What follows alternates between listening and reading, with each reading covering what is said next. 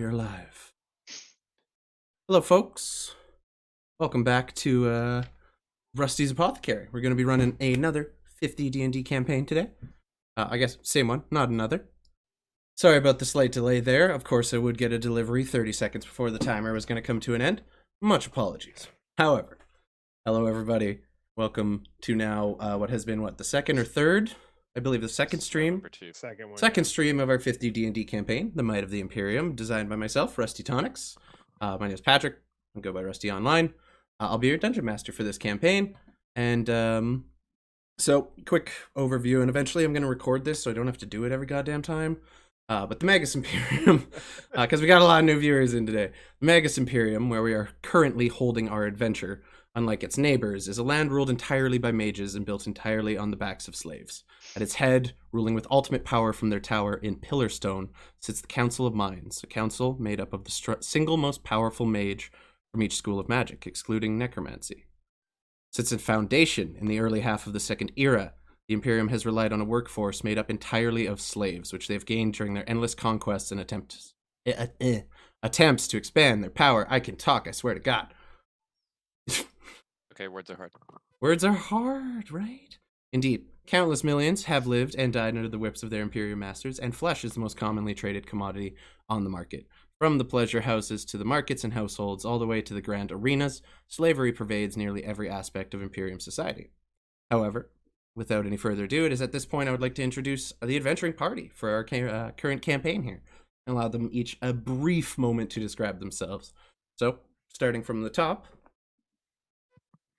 Hello, I'm Chris, and I'm the only non-streamer here, but I'm mod for this by here, and I play the shiniest golden tiefling you'll ever meet in your life, Stanislav. Actually goes by Stanislav the Shiny due to an encounter with some goblins, and he is a paladin. Stands quite tall, is literally shiny gold from the top of his beautiful horns down to his beautiful feet. Isn't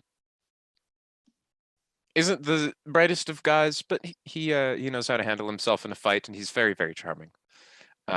Also typically rides on the back of an equally shiny golden camel named Bathir. Rip for Bathir. Rip for Bathir's and chats. All right, there you go. Moving down now, but no less awesome. We have, I guess you'd be like right here, technically, right there. I am, yeah, in the middle. Hello, I use the gaming alias Lost Axioms. I am playing Aten. Just basically a cold-hearted merc for the most part. Has as apparently all my characters have, because I think Bathir was Bathir was way more playful. The Bathir camel, not anyway. Camel. Right. I have injected chaos. Right. At every turn, my friend. At every turn. At every turn. Yeah, has a working but somewhat tenuous relationship with the party currently. Is the kind of the newest member and very cold. Yeah. And mostly ranged weapons. And that is where I will pass it on. What you look like, bruh? I not optimal for a desert, but black armor, shortcut, dark hair, and uses a crossbow. I actually didn't write down his height. Not massively tall, like 5'8" type deal. Relatively lean, not necessarily strong, more nimble. Yeah. Two things I forgot to mention about Stanislav. He's absolutely yoked. And although he's a paladin, he does not have a god per se. His powers come from within, and how awesome he is. All right. Now on to Rob. Hello, everyone. My name is Robert. I go by on PS4 or RP Thrice on Twitch. I am playing as RP Thrice is Robert. I am Robert the Third. I am playing Toren, the half-orc Fey Wanderer Ranger. I upon ingesting this black goo, I went in a Fey trance and acquired my Feywild subclass, and he stands about 6'1", about 280 some pounds, and he is from head to toe green, hair dark green, skin like an olive green, eyes bright green, fingernails also bright green, and he uses a bow. Also, he is also not very strong but quite nimble himself, and slightly charming when he needs to be. Awesome. All right. Well, there you go. So that is our cast, our crew for this evening. That is our adventuring party. We thank everyone who has already stopped by. But before we begin, a quick disclosure. Just a little fair warning. This campaign does deal with a number of topics people might find somewhat discomforting. So if at any point you're feeling uncomfortable with a certain topic, feel free to just, step out for a little bit and recenter. And if you come back, we definitely appreciate it. If not, we totally understand. We want everyone to have a good time, and we understand that this content may not be for everyone.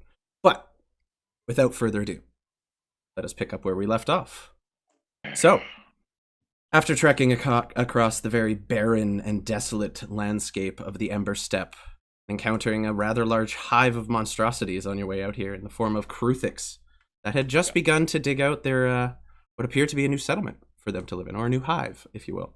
At which point, having escaped narrowly with your lives, though losing a camel in the process, I believe that is 3 camel deaths. We're going to get a camel death counter for the stream. It's going to happen. 3 camel deaths. 3 camel. Yeah, we're going to have like a running theme here. However, you continued northward towards the city of Elysia, which lay dead in the center of the Ember Steppe, or surrounding the only oasis in the area, essentially walled off the entire thing. And upon arriving in the later hours of the evening, you entered the city to find the market still bustling, and the stores just beginning to close. However, before that happened, you found your way to the Slavers' Pavilion, spot where a number of you were coming, or could have possibly ended up being sold yourselves. Originally on your way to Pillarstone, slaves find their way all across the lands of the Magus Imperium. However, now free men, or free in the sense that you've removed your brands, and are assumed to be free men, you made your way around town escorting your client, to the head office of the current leader of the town, a mage named Fel Alar. And Just to note, we literally cut our slaver marks off. We removed the skin, physically cut them off. flayed ourselves. Yeah, and then branded, essentially got a cool fire tattoo as a last goodbye from your fallen party member early on in the campaign. However, Bathier.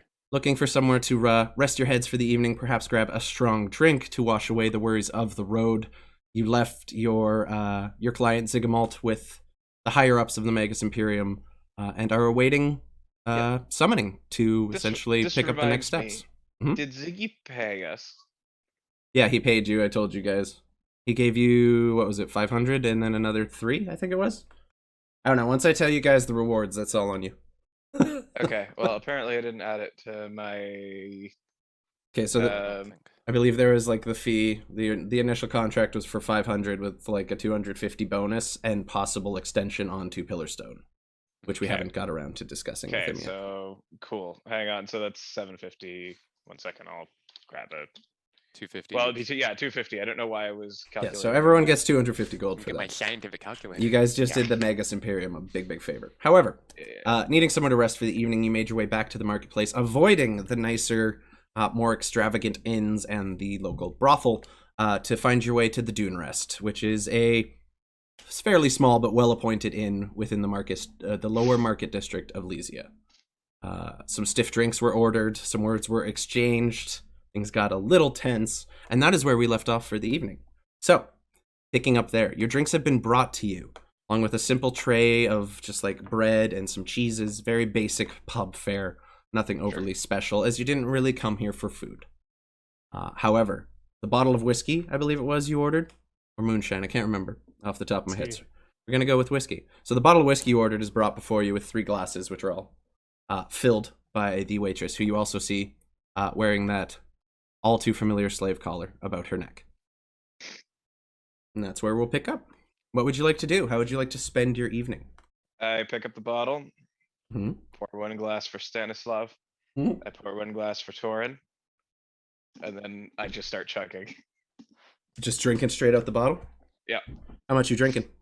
Bruce slams it on the table and puts it Um, back. how much am I drinking is a good question. Yeah, because if it's a lot, there are going to be some rolls. Yeah. Yeah, I'm down for rolls. Like, how much drinking are we all doing collectively? Because that'll help me decide. I also do the same as Chris. I slam my shot down, slam my shot, and then slam down my full pint. Yeah, because you guys both got pints too. Oh All yeah, right. that's right. So, I need Constitution saves from the three of you, just to start this game Wow. off with some rolls. +4 all around. Natural 1. Yay. Okay, well, All right. 18 on my own, 22 Okay. otherwise. So, Stan, like, this is essentially 16. like how well your drinking goes for the entire night. Yeah. So, 16. between Otten and Stanislav, you two are a little more hardy, and despite Toren being a half-orc, he's not the hardiest one you've ever seen. I'm You also two exhausted, so also- I'm blaming that. You have a point of exhaustion too. Exactly. There you go. Oh, There you go. It's a nat 1. Doesn't get any worse than that, so I'm not worried. So the two of you managed to actually like keep up with the night's festivities. You meet a few people at the tavern. You all share drinks, and it's a very lively pub atmosphere. It's quite simple in here. Like, it's not lavishly decorated, but the chairs are comfortable, the fire is warm, and the food is edible and free of mold and flies, which is honestly a step up for what you usually find in the lower end taverns here. the waitress comes around. I'll just gently touch on the shoulder. Do you have something like pork platter or nice big meat platter you could bring over for us? Yes, right away. That'll be 2 silver pieces, please. Thank you. I'm gonna pull out Make it, Ken's. make it 2 meat platters. Okay, yes, I let's do 2. 3 meat platters. 3 meat platters. 3 meat, 6 silver pieces, please. He's gonna pull out 10 silver pieces and say, "The rest is for you, my dear. Keep it secret." Oh, thank you. Roll me a perception check real quick. Okay. She takes She's it not over. and she takes it and begins to walk away with the change and walks towards the kitchen to place your order. But anyone who wants to, or if you're 7. passive, not that good. And mean, my it's passive perception's 18, so you would definitely notice then. You see Darren, the owner, the short, stout ginger dwarf who runs and owns this establishment, and all the people who work in it, observes this entire interaction. And as she crosses the bar, he just holds his hand out, and she just drops the tip into his hand. I do want to take like any piece of bread that I Mhm. take, I cut in half and I set half of it aside on my plate or whatever. Okay, easy enough to do. She runs into the kitchen, takes about, I'd say about 15-20 minutes. They kind of just have the meat smoking at all times and they're just pulling it in. Yeah. It's mostly like pheasant legs. Like, they have a lot of like waterfowl around here. They have duck, and so it's like a lot of almost like chicken wings, kind of like a lot of duck legs, some pheasant. As long as and it's not overcooked, it's perfect. no, it's very good. It's plain, it's simple, but it is tasty. And there's easily enough food there to feed like 6 to 10 people. And you all have a platter each. You notice even as you're like tucking into your food, some of the workers are looking over it like a little longingly. Yeah, that's about what I expected. Yeah, and at Gonna any do given this- time here, you feel you are under the gaze of the house. Like, at any given point, there's someone watching you and tending to your needs, whatever they may be. When when your ale finishes, there's almost always another fresh one before you. Excellent. This is very much the party city. I are the chairs or are the seats around me occupied? No, you guys are sitting at a table. There's one empty seat. It's a table for 4. Smaller table. Okay, the waitress that's been serving us, I am going to look. I when she next comes over, I'm gonna look her dead at the eye, point at the chair, and just say, "Sit." She looks over to her boss. I Who- just who look looks at same, you? same like dead ass. I will kill anyone who looks bad at like because I have already riled this dude once. Like same like Yeah, cold. he looks at her and just nods. It's not an unusual thing for customers here to request company. He's staring. He is watching you very intently. Cool. I take the half of everything that I've separated so far, place it in front of her, eat. I continue on. She looks down at it. Back up to him. I do, like, the moment I look at her, see her doing that, I same thing, lift my eyes. I'm just like, I'm not. Stanislav is also just looking Roll, at him. okay, roll me an eyebrow-raised. intimidation check with advantage because Stanislav's helping you. Sure. Can I'm I just can I eat- roll I'm a just separate eating one? away. Yeah, I was gonna say, can Stanny roll on his own, Nope. please? No, you instigated it. This is your check. All right. Can you add my bonus to it instead? No, advantage. No. This is not Pathfinder. Intimidation. Okay, well, the first one's a 16. Okay. Okay. He looks at her, just nods again. Cool. And is now looking at you intently, and you see him briefly glance over your shoulder to someone possibly standing not far behind you. Yeah, so no need to escalate. I'm just gonna let that go for now. Sitting across from Aten, can I see who he looked at? Are you Me? Oh, I are you just looked looking at at the the owner. bartender or over Otten's shoulder? Because if you're looking over his shoulder, you wouldn't have even noticed the bartender looking. Well, I was looking at the dude. So you're gonna turn and look. Roll me a perception Yeah. check. See who he just looked at. It's fairly simple. Actually, I'm probably not even gonna need you to roll for it. Okay. By the door, there are two very large, very strong-looking individuals that Yep. appear to be working the security here. They are scarred, they are bruised, and they too are both wearing collars. Ah, okay. I'm gonna quickly break eye contact with him and just kind of look down. They don't flinch. They're just No, yep, they're doing what they've got to do. Respect. At this point, she does start eating some of the food you put before her. But she takes Yep. maybe 3 or 4 bites and then slides it back around or back across the table, stands up, and continues on with some of her duties. Yep, I just nod. Yeah, and you get the feeling. Actually, roll me an insight check. We're doing a lot of rolls today. This is a heavy roll. Yep. I'm down. Also seems like a good time to talk about what plans for immediate future are. Yeah, while that's going on, Toren is blissfully unaware. Just chowing down. I respect Yeah, that. yeah, love it. Drinking Drinking beer and eating his food. Otten, you're not sure, but based on the way the boss is looking at her as she's walking past, you gather this may be something that she hears about later on. Could be. Yeah, you're not sure, but you have a feeling. No, I mean, Yeah. Yeah, We'll see what happens there. they're all condemned to infinite suffering no matter what I do. More or At less. least this week. Ish. Toren, you're just tucking in. You're enjoying yourself a fine meal. It is You're pretty hammered delicious. too, aren't you? Yeah, you're drunk. No, I'm Yeah, by this point, the alcohol has begun to hit you all. Yeah. The two of you less so than Oh yeah, you rolled Toren. a nat one. But at this point, Toren's kind of just like leaning on one hand and just like kind of feasting down on the meat in front of him. But he's I'm gonna try to also slide some bread in his hand's path so that That's- maybe he'll grab some of that to it's up to soak him. up the alcohol. I haven't ate like this since 16th name day. It's pretty nice. I'm not gonna lie to you. So I think we're gonna be here for at least a day or two. Stanislav is kind of like eagerly, like wanting to say something, but not sure what you guys are gonna think. Spit it out. Perhaps we could make some money in gladiatorial arena. Stanislav, you should fight. Looks at Aten. Oh, are you wanting me to come with? I mean, shit, yeah, you come watch and bet.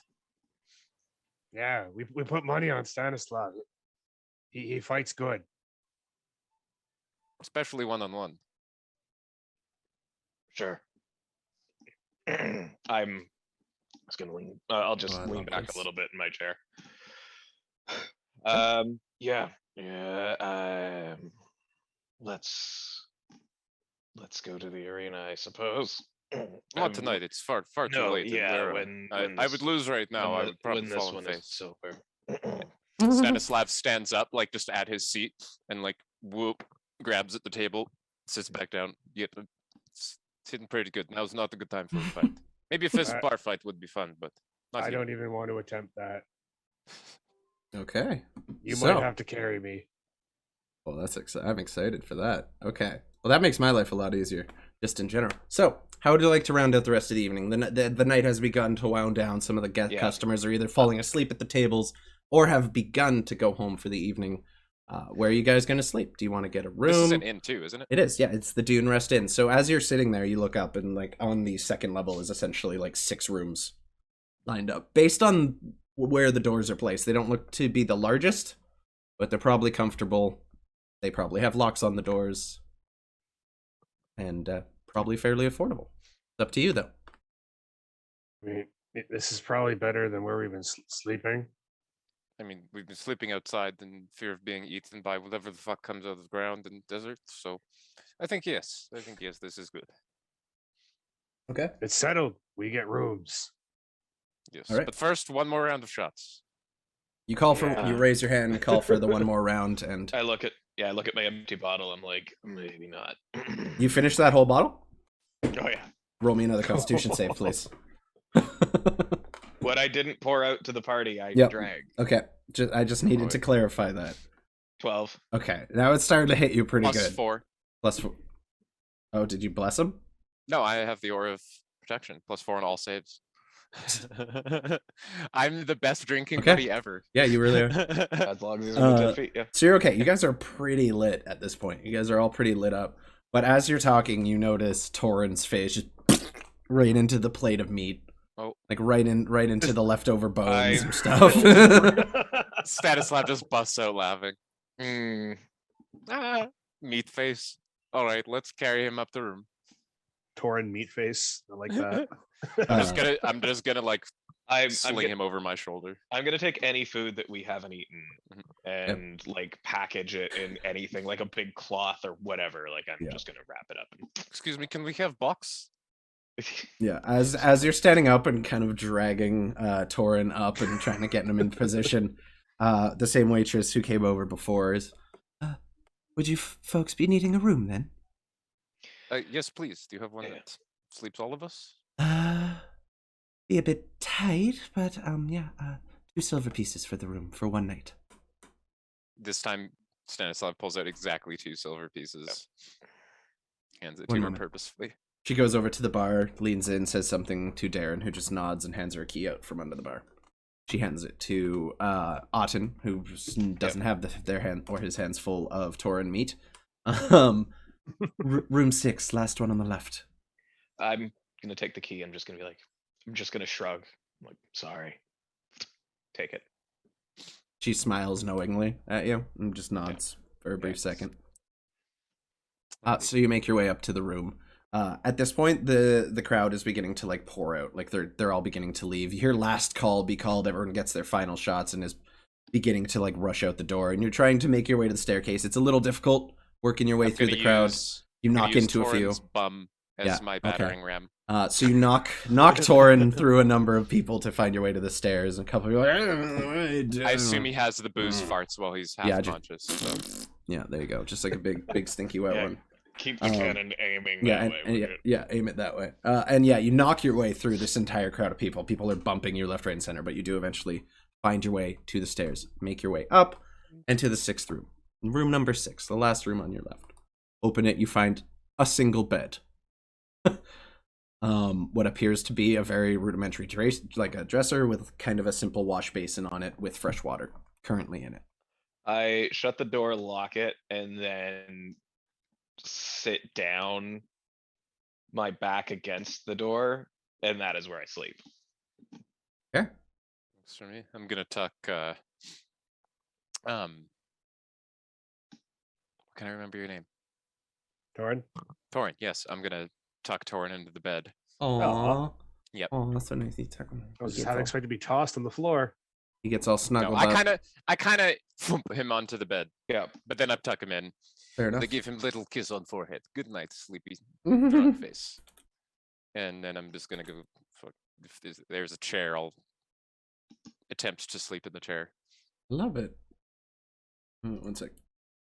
Okay, so you all managed to tuck in for a fairly easy night of sleep. Having someone sleeping against the door definitely helps the security for the evening, so there's no rolls required or anything. Someone probably couldn't sneak into your room if they tried. In fact, you notice even on the window, there are metal bars. Almost akin to a like prison, that. but not quite. They know this is a rowdy town with a lot of money passing through it, and they prepare accordingly. However, you all sleep I through kind the of go night. to sleep holding my sword. Yeah, and you find yourself quite warm. The way the rooms are situated is essentially like right over where the fireplace is, and the chimney runs up between the sets of rooms. So the closer you are to that, the warmer you are. And you're a couple rooms away, but the floor itself is fairly toasty just from the heat, residual heat of the room downstairs. And when you wake up in the morning, you get your I definitely have slunk down onto the floor through the night yep, because of the and warmth. yep, and in the morning you all get your morning stretch, and you hear the tavern begin to Crack, slowly crack. pick up downstairs as people come in for some breakfast before they head to the whatever it is the day has on tap for them. I'm gonna open up the leftover meat. We should and have just- plenty of food left. Yes. Yeah, I'm just What gonna. in God's name did we get into last night? Good Oh. morning, sleepyhead. Not much. Don't worry about it. You know, what is I had a friend. Did we who cause had any trouble? Oh, all kinds of trouble. Yeah, I have a friend that once, and I'm like laying last night's leftovers out on the floor now. I'm Grab just the literally pheasant like, leg. yeah, just like pick up and eat. I'm like, you know, I had a friend who once said to me, you know, what's the only thing than a day you cannot forget? A night that you cannot remember. I like this person already. It's Mhm. deep. Yeah.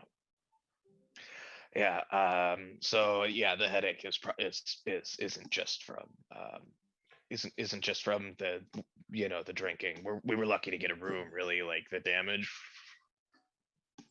Roll me a deception check. I feel like you've pushed that far enough. And He's just Toren, roll me he- an insight at disadvantage. I was gonna say he's hungover. Oh, I got you. I got you. I'm fair. A nat 18. Boy. A Okay, 9. a 9. You're a little worried. Like you feel like you might have got a little too rowdy last night, man. Like you might have tied it on New Brunswick style. I'm just gonna like start counting some coins because I might need them. Funny, as you reach for your coin purse, there's nothing there. Did someone beat it like passive perception check? Yep. Damn. All of ours? It helps. Nope. Okay. The rest of you, as Toren begins to freak out over his missing coin purse, which has grown rather thick with platinum at this point, because you're all paid in platinum. The two of you check, and both ears are still intact. It seems you were Yeah, go at for my least red aware enough dragon of your skin. surroundings that no one tried to rob you. However, a passed out man in someone's arms being carried through a crowd of people Yeah. is fairly prone to pickpocketing. Shit. Also, We when might Stanislav have a isn't the slight most problem. observant individual in the world. Oh yeah, no, you insisted on paying for all of the damages. What did we do? Some You- things are better left unsaid, brother. I think you really don't actually want to know. Maybe one day I can tell you, but it's okay Yeah, right now. well- I turned and I punched the wall. No! Strength check. Roll me a melee attack I against that wall. attempt to slap his fist out of the way. No, I just don't want him to punch a hole through the wall. too late. Okay. Just a normal attack with no bonuses, unless you're proficient and unarmed. Two damage. We hit a to 20. 2 damage. So as you do, you just and it's wood. You just punch solid wood, Yeah. and it dents, and Okay. you feel the planks start to Okay, break a bit, but it buddy, doesn't go all the buddy. way. buddy. And you look at your Step knuckles. in front of him and Yeah. the wall. Look at your Alright, knuckles. I'm gonna start massaging his shoulders. It's all right. It's all right. I'm gonna pull up my flask of infinite alcohol. Here, take the edge off a little bit. Ah. Take the edge. Hair of the dog that bit you. Hair of the dog that bit you. Hair of Yeah. the dog. I'm gonna step out and Grab it back. Put it back. yeah, I'm We're gonna good. step out into the foyer or whatever you want to call it. and Okay. We're on a just- balcony, yeah. It's like You're on like the second floor, kind of overlooking. Similar to I- how I designed the Acquisitions Incorporated pub, actually. I am gonna take a second to laser eye the crowd and see if anyone in particular stands out from last night. Okay. Go ahead and roll me a perception check, please. Or investigation, your choice. They're both 8. Okay, so go ahead. Sure, we'll do investigation because why not? I kind of want to do enhanced ability, but I don't have enough spells. Okay. 18 or 17. Sorry. I mean, you don't necessarily see anyone sizing up the room this early in the morning. You gather most of the criminal activity happens when people have been consuming alcohol. Mhm. But you Yeah, makes try to keep an eye out for a couple individuals that stand out as rather sketchy. And apart from the barman / the owner, no one really stands out. Him to be a fairly underhanded, dickish individual, but you doubt he would Yeah. rob his patrons. Yeah, I would not generally good for business. No. But that's about all you catch. It seems like the crowd this morning is fairly small. A lot of like people heading to work. A lot of non-slaves heading to work while they're currently being served. Well then, I guess the arena is how we're gonna get your money back, Toren. Just gives me more incentive. It's all right. I won't be doing the fight, and Stanislav will fight. He'll be throwing hands, but this is. Well, I'm gonna be throwing a lot more than hands. Struggling blading my sword a little bit. I mean, it's only money, but it's still very upsetting that someone stole from us. What do you mean? You paid for the entire damages that you did. You do believe that lie, actually. Yeah. Based on your insight roll, you absolutely believed you got too rowdy and paid for all the damages. Not out of I character. spent too much money last night. You gotta make some money back. Yeah. Love you guys. The best party ever. Oh, well, man. Well, We should probably get out of here before everybody starts shouting and yelling at us. Because of all the shit that happened. Yeah. Yeah, Toren, that bartender is looking at your group. He does not look happy. He's just angry. Yeah, come on, let's go. I really don't think he likes us. We should get out of here. I take a quick moment to pull out and inspect my triple blade dagger, spin it a little bit, slide it against the metal of my armor, flip it back in, walk out. That was a nice trick there. You should come back sometime and teach it to me. I, without missing a beat, without even looking at him, just full out flick arm wrist and it just lands at his feet. Dangerous thing to be doing around here, mate. I don't know. Security here seems rather. And maintaining eye contact, I walk down and pick it up. Relax. Hmm. And I leave. Have a nice day. As I walk by, I'm glaring at him. Yeah. like Luigi, like Luigi in Mario Kart when he passes someone. Yeah. I love it. Okay. I'm looming over Ott and just. Yeah. Sokka, wanna try? I love how you guys are taking like a hardline stance against any slave owner in the kingdom. It makes me happy. Very proud of you guys. Very proud of you guys. Right. Anyway, let's so you make your way. The arena. Make your way out into the now bustling streets of the Lysian marketplace. And at that point, actually, I can fuck with the sound a little bit. 1 second. I gotta find which tab I have the Sirenscape open on. I mean, I have some money. Should we perhaps stop at an armory? Perhaps look at getting an upgrade for this. Hits his chest, ching, ching, ching, shakes the chainmail. Maybe something a little quieter for the desert. That's up to you. So you want to look for a blacksmith? I mean, Yeah, let's do that first. with how rowdy we got, I can't do it. I can't contribute to that. Oh, don't worry about it. I'm a sweet talker. I love it so much. We could do it now, or we could do it after we win big money at the arena. That's an It's even actually better not idea. a bad idea because they won't let me wear. Yeah, They won't necessarily let me wear my armor. that's true. Yeah, so see. let's see what they've got at the arena, and then I absolutely condone you spending money on some new armor. Excellent. Let's go. Well, as you're leaving, you walk out into the street you see there, and take a left because you can like from pretty much anywhere in this town. If you look north or towards the center of the oasis, the Bloodspring Arena stands like the Colosseum, surrounded by beautiful shimmering water on an island that was entirely I want to say man-made, but it's more like arcane. Like it was made through arcane means. Most of the people around here know that. As soon as we leave the door, though, I'm gonna be just hold on 1 second, and I'm gonna start. Actually, I need a few minutes. I'm just going to get Bathir back. Okay. I blink a couple of times. I'm going to Yeah. summon the camel. Don't worry. I figured. Okay, sure. So just hang out for a minute. I'm just gonna go find like a little corner. Doesn't it take Ritual like 10 casts. minutes to summon the Yeah. camel? Yeah, it's Yeah. a ritual. Yep. 11 minutes technically, isn't it? Anyway. Yeah. So as you leave, there is a stable here, and there's like kind of an open grassy area where the animals can feed and everything. But it's easy enough to find a private spot to summon your mount. And after spending 10 minutes concentrating, a beautiful golden camel, shining and ethereal, heavenly as the day is long, appears before you. And Bathir has returned to the group once more. Hey, buddy, I'm gonna go give him some neck scratchies. Yeah.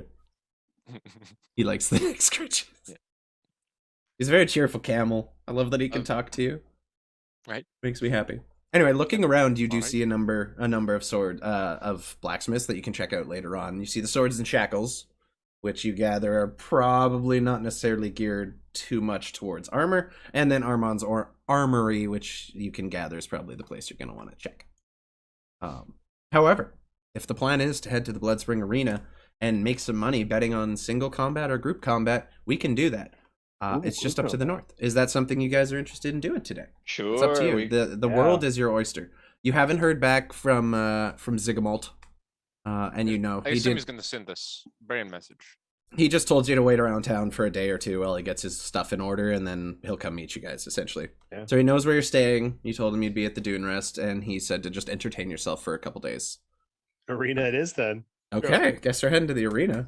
So you head north. You walk past Swords and Shackles and continue northwards, kind of walking along the edge of the Slavers Pavilion on your left, and already you see the crowds of people beginning to gather for the auctions as people are led up on stage in chains with collars about their I'm- necks. I'm actively ignoring it right now. Okay. Yeah, tuning it out. But you can hear As the that's auctioneer going on, begin. I just want to put a hand on Stanislav's shoulder, and I really don't like that place. And if we get the chance, that place will burn. And then I'll just keep walking. You'd have to burn the entire city to the ground. He has a point. If that's what it takes. I'm not against that idea. Awesome. So as We're you're being making very your quiet right now. Yeah. Oh, I know. I'm rolling for other reasons. Don't worry about it. Oh. Anyway, you continue along that road and eventually find yourself to a northward walking path that leads over a very nicely. I checked my Design coin bridge. purse. Your coin purses is still intact. Okay. I have like retied it onto my belt super fucking tight. Yep. Yep. Um, You guys need to get a bag of holding for that shit. Yeah. And I I'm was- also I'm on thinking base here I mean, right to be fair, Toren has no idea that he was robbed blind Yeah. last night. now. Ignorance is bliss, man. Anyway, I'm also on base here right now. yeah. So there's two guards standing at the bridge, and as you approach, they cross their weapons. They're fairly plain spears that appear to be very well made. Even the shaft itself is solid metal, and it has some kind of arcane runing, like What's that, runes. guys? on Yeah. it. Sure thing. I'm just like, I just kind of, What's your Mox. business? I'm just kind of looking regally. here Yeah. comes the next contestants. You looking to enter? Yes. Right. Straight up the road. Take a right. You'll find a man sitting at a table. That's who you want to talk to. Understood. They close it. Do like Okay. a- And as you leave, you see another group of people walking up behind you that appear to be like more commoners, and they once again cross their spears as these people try to pass. Say, no entry until tournament begins, and they just stand there resolute with their spears crossed for the time being. There's another set of guards at the end of the bridge should anyone try to sneak past, but they allow you through without further incident, and you make your way over to kind of like right about here, and you see a man sitting there, fairly well dressed, turban, kind of keeping his head safe from the warm sun that is beginning to creep into the sky, and he's just sitting there. There's a stack of coins, and as you approach, he says, more contestants for the grand tournament. Yes, absolutely. I'm Do you have an looking to enter. experience here? Not at this particular Yeah. arena, but I do have experience. Where? I point to the crest or the symbol on my armor. That's not what I asked. Ah. I recognize the skill, though. All around the Ember Step. And you, shiny one? Here and there, a couple of places you probably have never heard of. You are you familiar? It's a little south of here, but if you recall the relatively large band of brigands that was assaulting all kinds of caravans. Yes, we heard about that. Yes, this group here beheaded about, what was it, 30 of them? Only cost them one. Give or take. Give or take. Impressive. But you would find far more than your average desert bandit within I the would Blood hope Sand so. Arena. That's The Bloodspring Bloodspring exactly why Arena. I'm I here. didn't fuck up my own lore. What? That's exactly why I'm here, because that poses no challenge. Are you looking I'm to here to enter seek. individually or as a team? I look at both of them. I believe I'm here to enter individually. Ah, perfect. We have a few spots left open. It's not every day someone volunteers for slaughter. I'm just kidding, of course. If you fall, you'll be brought back. It's a process, but we have to make them believe you're dead, you know. Yeah. For the showmanship, of For course. the show, for the show. And I take out my sword and flip it around all fancy like, Roll me a performance check. gladly. Ooh. You know what? It seems a suitable moment for a performance check. 19. Sam. Okay, you did good. That's solid. You very, very skillfully, and at the last moment, you lean forward and thrust, and you take the very top coin off his stack and flick it into the air. Catch it. Put it back down on the table. Impressive. Yeah, I'll be joining. So I'll be joining in the individual as well. Oh, very interesting. Allies turned enemies. We like it. We like it very much. You know, the very first time him and I met, I told him that I could kill him if given the opportunity, and I think it's about time that we test that claim. Well, with any luck, you will both survive to put that to the test. Well, if there's a spot, I'd like to sign up. Yeah, you would. Sure, let's not have the DM run a group game for us. Let's have him run 3 individual fights. No, Hold on, boys. it's fine, it's fine. Let's have a moment here. Can we talk for a second? Yes. Oh, I'm literally, I will sign in blood if I need to. Let's go. I just heard a little ting from inside your armor, my friend. A little too excited, I think. Hold on.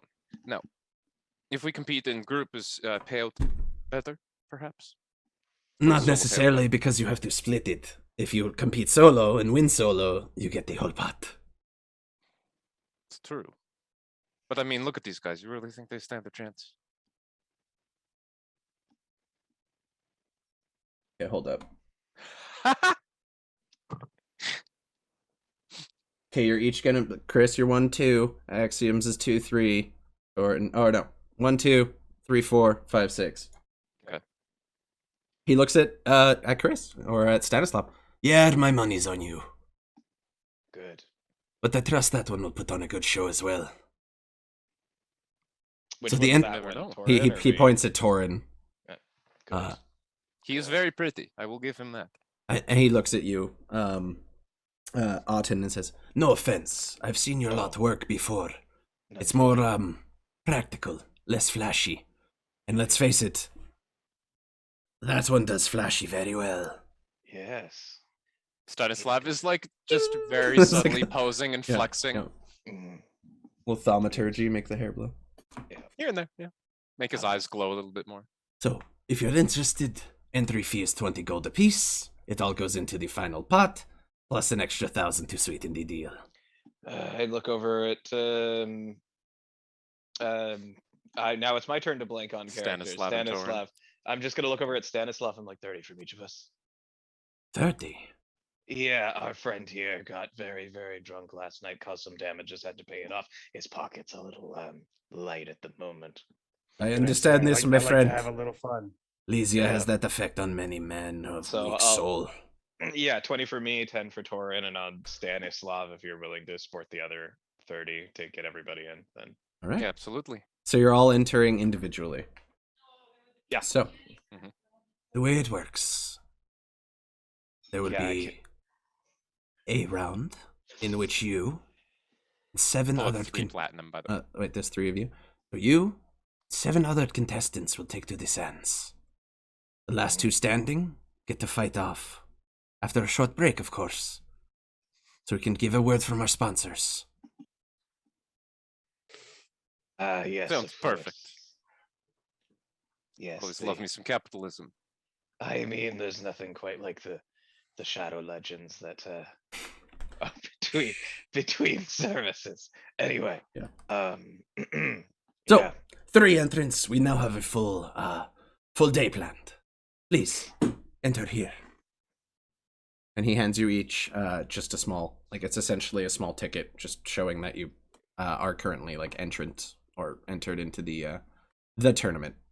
Sweet. So you enter the southern door of the Bloodspring Arena, and I'm gonna go ahead and pull up the interior because we have a map for this. Yeah. Maps. Okay, so you can't see it, but essentially there's underground tunnels leading from the southwest, north, and east sides. You go in the south and eventually veer off. And since you're volunteers, not slaves, you guys get the nice pretty side.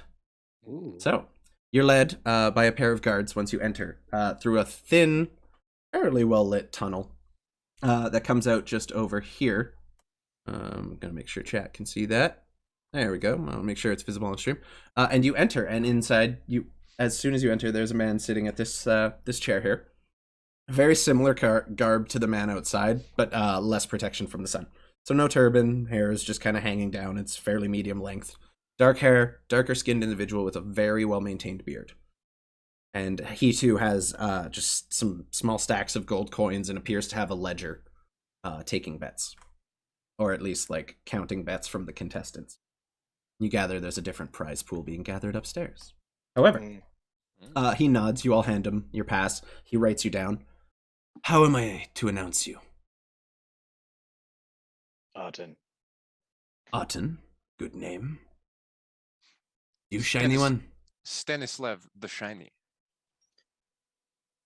All right. Easy Little to nail on remember. the head, but I understand. And you? Orc of interesting color. Toren. Toren. You're not the flashiest bunch, are you? Except for that one.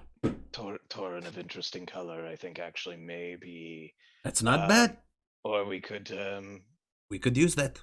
yes, or I mean, I heard a legend about this dude named Joseph had a colorful coat, so Toren's coat maybe. Oh yes, I've heard about this fellow. Amazing yeah. Technicolor Dreamcoat. Beautiful. Yes.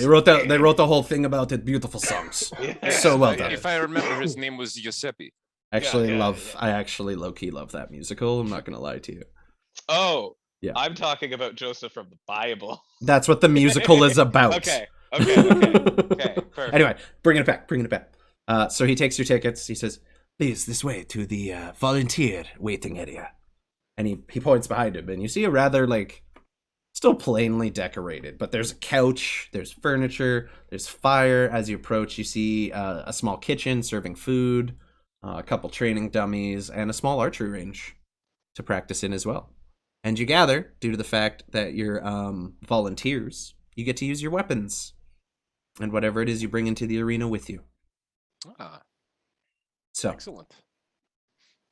you have a few moments. The tournament is not set to begin until about noon, as you were told. I don't think I actually said that, but it's starting at noon now because that's what I decided.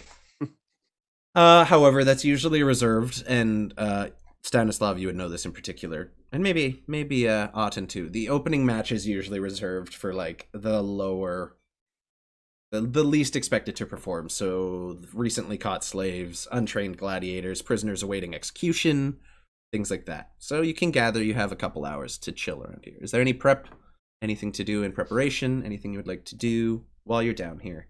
There's also a little doctor's area down here, but it is not currently stained with blood as the fights haven't started yet today. Do they have stuff we can use if we so desire? There's like basic weapons and stuff like laid out by the door if you're interested in taking one, but nothing What that about armor? appears. Roll me a perception check, see if you can find some. I'd like to look for a rapier. Okay. Yeah, there's like a basic rapier. There's all the basic types of weapons just hanging on racks. They kind of expect that if you're volunteering for the arena, you're coming equipped. Yeah, I'm I just curious. Yeah, so there's not a whole lot. No real armors. Don't you have like super good armor anyway? Just normal chainmail. Oh, It's okay. good, but Yeah. Nothing stands out above that. They're unlikely That's to fine. give someone full plate armor. Any potions around here? It turns out, as the guy who's kind of working in the little kitchen nook area has like a small trading area, and he does have some potions. As you approach and kind of ask him about it, he offers you standard health potions for the standard price of 50 gold pieces. Tempting, but oh, I'm good. If you're interested. But as you're looking at them, he says, just keep in mind, there's only one rule. You can only use one of those per match. So make it count. Actually, since you seem to know the rules, do you mind explaining all of them to us about what we are and are not allowed to do? I believe that we just got the only rule. That's about it, my friend. Well, all right then. Yeah. You know. If you're gonna die, make it look good. I'm very good at that.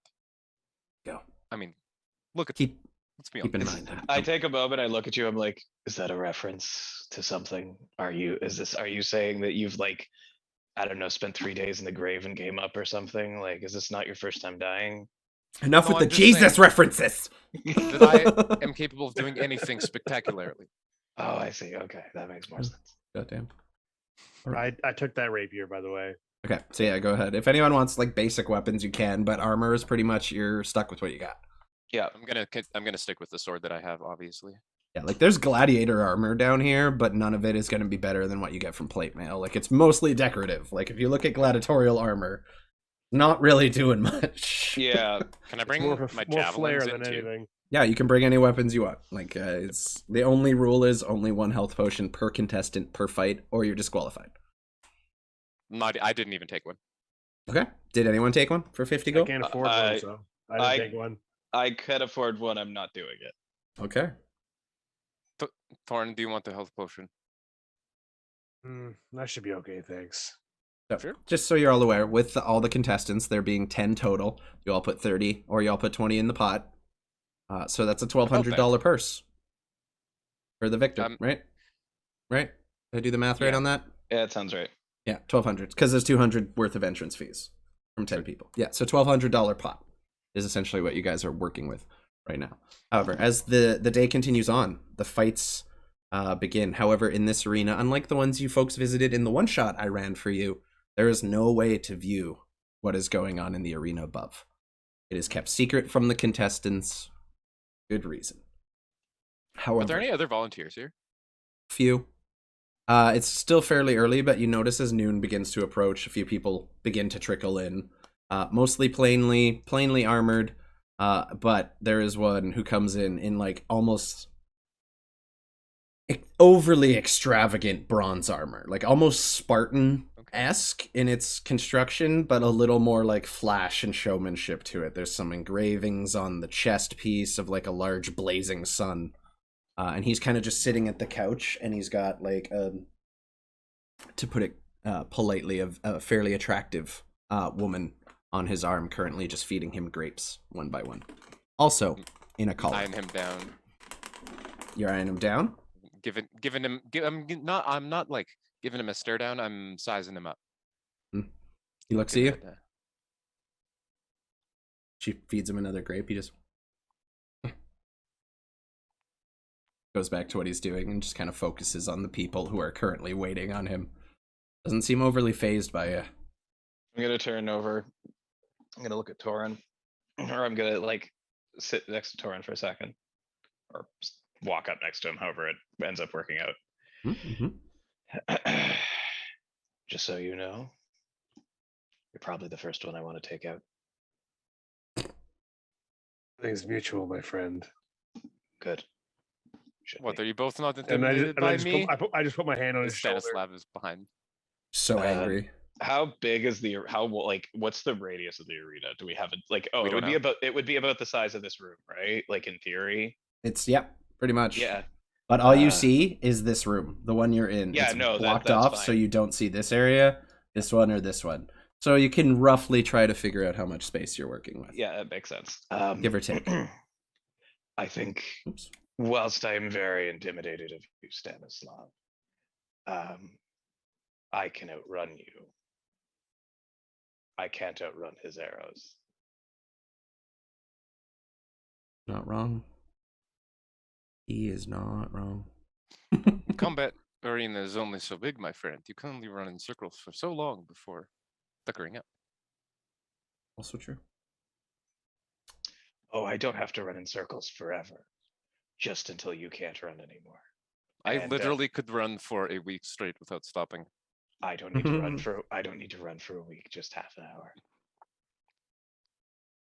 This is gonna be fun. Let's save this for the arena, boys. Shall All we? right. So I as that got little debate is unfolding, you hear from the Friendly. staircase here actually, and you see the fellow who is at this table running out. Contestants, please gather on me immediately. And it's actually a different fellow. He's wearing kind of a finely like a nicely tailored suit. But you see the man who is at the table behind him, kind of like gesturing for people to hurry up. I slowly saunter over. Yes, so you are about to all take to the sands for the first time. I hope you put on a good show. So it'll be the three of you, you two, and yes, you Lionheart. Yes, you. And you see the fellow in the bronze armor just stand up. And now standing, he's about 6'5". I'm gonna Maybe more. He's massive. Like, this is a large, like, Dwayne The Rock Johnson sized individual. But taller. And he just kind of like, as he walks, you almost feel the ground like shake under his feet. He's big. We're eye to eye. I'm also 6'5". Yep. Sheesh. He just looks over you, smiles again, and just like starts stretching, getting ready. It's a cute name. Yeah, you hear his muscles that. like just tensing. I say that out loud to him. That's a cute face. Ah, thank you. Hopefully I don't fuck it up too bad. He just cracks and kind of like throws his golden, beautiful locks. He's very Prince Charming, but on steroids. Essentially is what you're dealing with. 100 gold you go down before he does. It's on. We'll see. Wait, are you saying that's a Lionheart? Or me? Yeah, Lionheart. Oh. I am saying that Lionheart will go down before Stanislav does, and I'm willing to put 100 gold against it. I'll take that bet. He just like flicks his finger, and one of his slaves comes running over with a coin purse and starts counting out platinum pieces. I do Counts the out same. 10. I do the same thing. Count out 10. And I'll set it aside. I'm happy to make this bet. All right. Well, now that that's all done, I'd like to the remaining number. So there's 5 of you, or 6 of you. The remaining 4 will be made up from gladiators from one of the local Lannisters, and I've been told they're quite vicious this year. I'm very much looking forward to this fight. Now, if you please, follow me. And he begins leading you up the stairs, and you approach, and you see a large, solid metal gate with no windows whatsoever. And it just begins to... Actually, no, it's sideways. I forgot it. Design goes... And you just hear, like, gears turning, and you don't see where. Like, it's almost magical. And you all draw your weapons. Where are we in line? How are we? You're like literally just standing, waiting in like almost like a little just cluster. And you see Lionheart just like hold out his arm, and as he does, 2 of his slaves walk over with this giant hammer that between the 2 of them they are having trouble holding. It is massive and is golden and has a lion's head where the hammerhead would be. So like the lion's snout is right hits the armor essentially. I'm gonna just like turn and whisper to Toren, and I thought I was an extra person. Wipe the smile off that face, please. I slap Stanislav on the ass. As the door opens and the beams of sunlight crease upon you, you look out into the arena around you. Or that's an opening up before you. And as you all take your first steps onto the sands of the Bloodspring Arena, entering from this door over here. Oh, thanks for the sub. Anyway, you enter from this door over here, and you walk out into the sands as the noon, or I guess the mid-afternoon sun now. It's getting to about the end of the tournament. After this, there's just the finale. On your right, to the north, you see the Pulvernus, which is the seat of honor, where all the higher classes individuals, and you see sitting in front of all of them a man dressed immaculately, like in these kind of like wizard-esque robes, but more desert appropriate, less like very like loose, flowing, light-looking fabrics with gold trims and filigree on it. And you see standing behind him, with his hands just folded over his chest, kind of like this, a familiar face. You see your client, Zigamalt, currently attending the games with the leader of the city himself, Grand Mage Felalar. And as the other door opens and you see the slave gladiators that you are about to fight take to the sands, you all begin to spread out, find whatever positions you like, kind of begin sizing each other up, eyeing down each individual as you all take. There's a variety of different weapons being used. Wait, is this like a Royal Rumble free for all, or Yeah, Yeah. it's literally 10, Yeah. 10 fighters, the last two standing, the fight Fight off. stops, they go out, take a break, and then come in for the finale. It's essentially how it works. The final two are the ones that make it.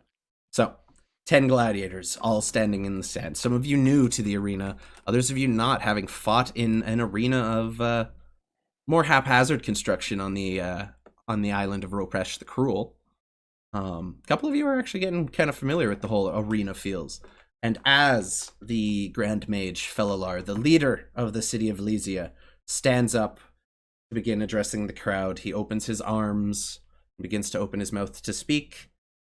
And that's where we're going to take our break this evening. We're going to do a quick, just a quick 15, because I guess I'm going to the fiance, get all ready, refill the water, and just go over a couple encounter things before, you guys entered from the right, by the way. You're over here. So keep that in mind. And then I'm going to come back and finish setting up the battle map. So I'm going to take a quick 15-minute break here. We'll be back in just a little bit. Thank you, everyone who has joined. So far, we appreciate all of you. Thank you for the sub, A.G. Gardner.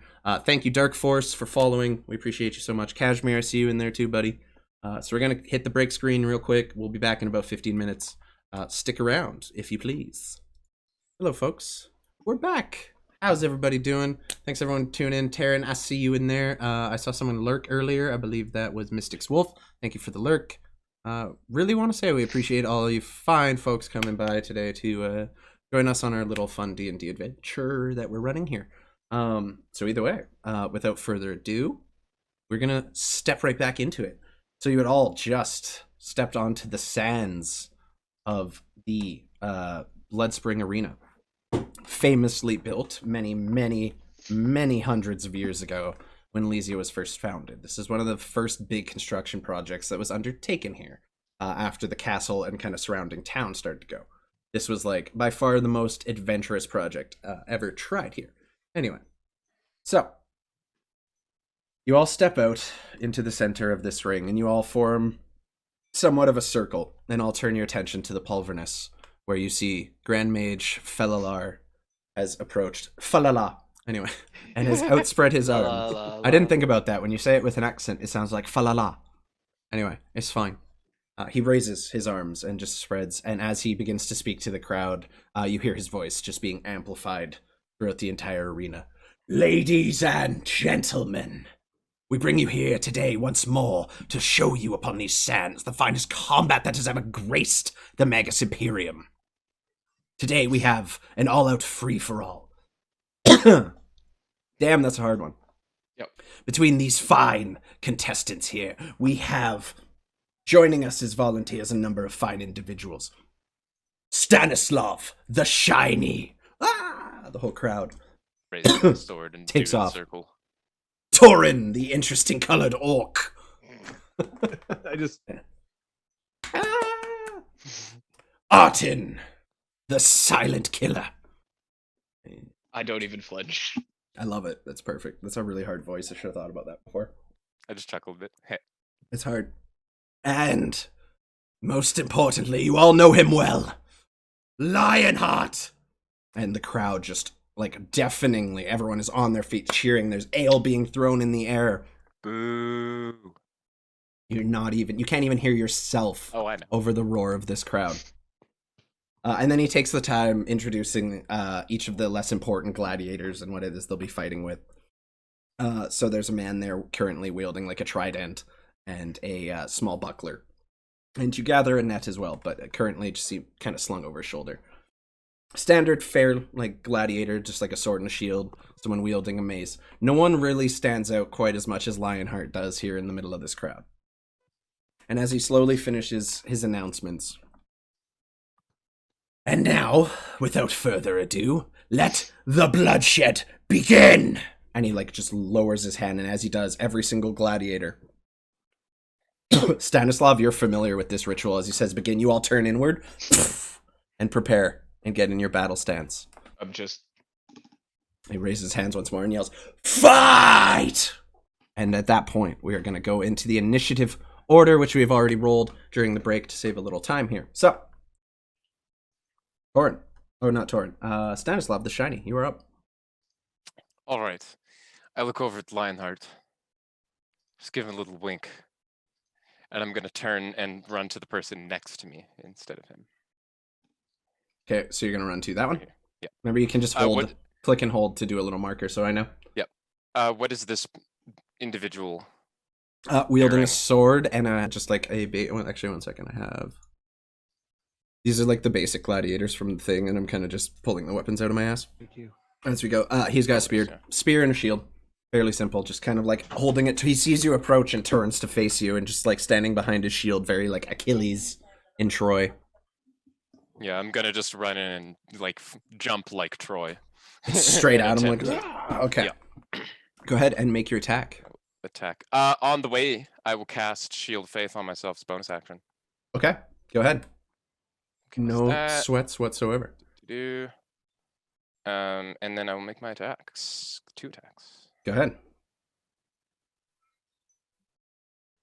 The first one is an 18 to hit. I believe that definitely hits. I could be wrong. I'm going to double check. AC 16. So yeah, that definitely, you managed to find contact. Even though he has a shield up, as you jump, you bring your longsword around and just try to slash down at the shoulder and kind of cut right through it. That hits as well. But as you land behind him, you spin around and slice across his back. Go ahead and roll damage. Sweet. And on the second one, I'm going to dump a first level smite. Love it. For a particular reason, though. The crowd is... Oh yeah, this is not appropriate sound effects for this particular... It's so chill. Roll this twice. Where the... Jesus. yes, father. There you go. So that is... Oh my. Hold on. I don't know why it rolled the damage after those other 2 strikes, but it was 12 and 12 or 14 and 14. Oh, it did both So strikes. the- I'm a little confused. Yeah, it rolled. I don't know what the first, like the 12 Oh, and 12. okay, I didn't so do that. So the 12 and the But we 12 should are... take that. Yeah, no, that So is, that's what- because that's your yeah. one-handed damage since you're using Yeah. the shield. The number on the right is if you were using 2 hands. No, I 'Cause know, but I longsword didn't is- see yeah. that at first, so I rolled the damage Yeah. again, and it So came we're out as a doing the- 14 and a 14, which is Hey, ridiculous. But I just gotta step up for a phone call. My mom was calling me some information about my stepdad in the hospital. Yeah, no, Okay. dude, One sec. deal with that. No worries. We'll roll the combat until you get back. Because I don't think you're up for a bit anyway, so. okay, so he so- takes 24 points of damage, Ooh, slashing damage from still the 2 standing. attacks. Ugh! And And just like glances forward and re-prepares and kind of gets back into his battle stance, waiting for you to make another strike. hold on, I need to figure out how much my smite is. So that's 2d8 extra radiant damage. Jesus. Seems legit.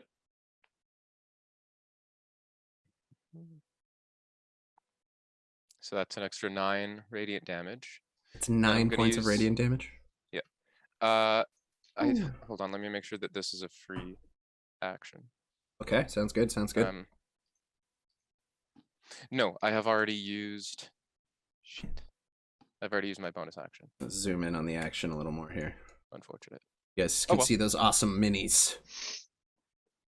Okay. So I added all that up. He takes the hits. He's still standing, not quite bloodied yet, but looking pretty rough. He's not happy, but he like looks at you and readies himself for counterattack.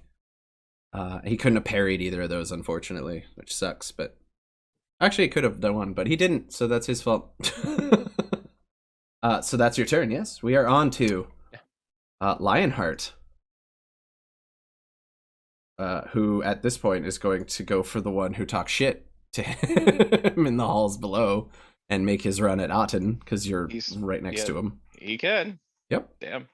And he is going to. Hey, even if you die, you still might get the money. Yeah, No, I one know. sec. Something died and didn't work properly. It's fine. As long as the health doesn't get all fucked up, we're good. Oh wow, he's got some stuff. Okay, he is going to. Oh, mama. No, it's fine. He is going to take 2 longsword attacks against you. Yep. That's a 9 to hit, so does not hit. No. And a 14 to hit, which I believe also does not hit. No, my Dang. AC is 15. Yeah. So he comes at you with his heavy like maul, which I rolled a longsword, but either way the Yeah. addition is Yeah, the either way. same. Yeah. He comes at you with the maul and just tries to slam it down on you, and you just sidestep it very deftly, and it hits into the Yeah. sand at your feet. And he brings the other, tries to sweep the feet out from you, and you jump over it and ready yourself for your attack, holding the crossbow at the ready. Yeah. Damn. Okay, so that's his turn. Shit. Sirenscape amplified that so much there just now. Yep. And then we're on to the one that Stanislav was attacking, the spear wielder with the shield. So he is going to just ready himself and take 2 thrusts at you with the spear as quickly as he can. I'm going to open these guys' character sheets because every time I switch between them, my D&D Beyond crashes. So I just need 1 sec. Kind of frustrating because it's going to be hard to keep track of HP if the page keeps resetting. I feel. Sheffield.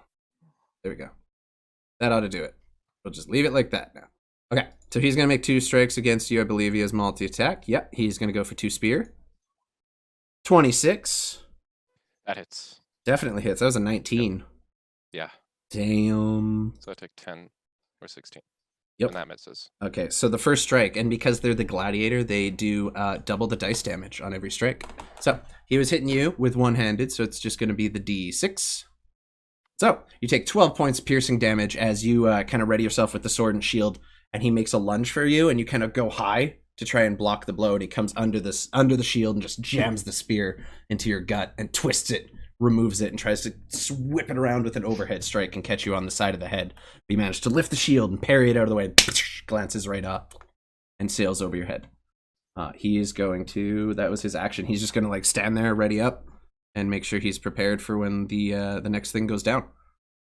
Then, this fella, who's down over here marked with the orange, who's wielding a fairly simple spear and a shield as well, is going to sprint forward at this fella and just straight up like unleash 2 overhand attacks at him and try to get into like a battle stance right away. So, yay! Crowd loved it. See? Crowd loved it. 16 does not hit because they're going to use their reaction to parry. So as the spear comes down the first time this person lifts up so they have just 2 swords that kind of have the little bend in them. You just bring it up, make the X, catch the spear, and throw it out. And as he comes around, he just stabs sideways and manages to nick him just on the right side and do 8 piercing damage to him, which is a decent amount. So he takes the hit and he kind of stumbles, and you see the blood just spatter onto the sand as the spear kind of nicks him, and the statue behind him gets a little bit of a spray. And that'll be his turn. What's up? I had to roll a con save. Roll a con save. Natural 1. Your thing drops. Your spell has faded as that like spear strike. You're just trying to recover from it. You just can't keep your mind focused, and unfortunately, you end up failing that roll. This one, the green, is obviously going to deal with the current threat that he is facing. I'm going to redeem your hydrate. I got you. Just a little bit of hydration left. There we go. Thank you very much. And then he's going to make a strike at that guy with his sword. I'm still using the spear, but I'm just going to... Actually, no, I have a longsword up. Look at that. Boom. That's a hit. And a miss, because that guy also has parry. So, the first strike is going to hit for 7 points of slashing damage. And he brings one sword up, just right across the gut, leaving a fairly, like, surface-level gash, but still gouging fairly deeply into the man's torso. And then the next strike, just the guy manages to duck under and kind of glance off with the spear. At that point, we're just going to wait a minute, because Toren had to dip out to deal with some family health issues. So, we're just going to hang out for stuff. Thank you, Deathmare, for swinging by the chat. We got a second here so I can address you guys just listening at this point. That's pretty much how it goes.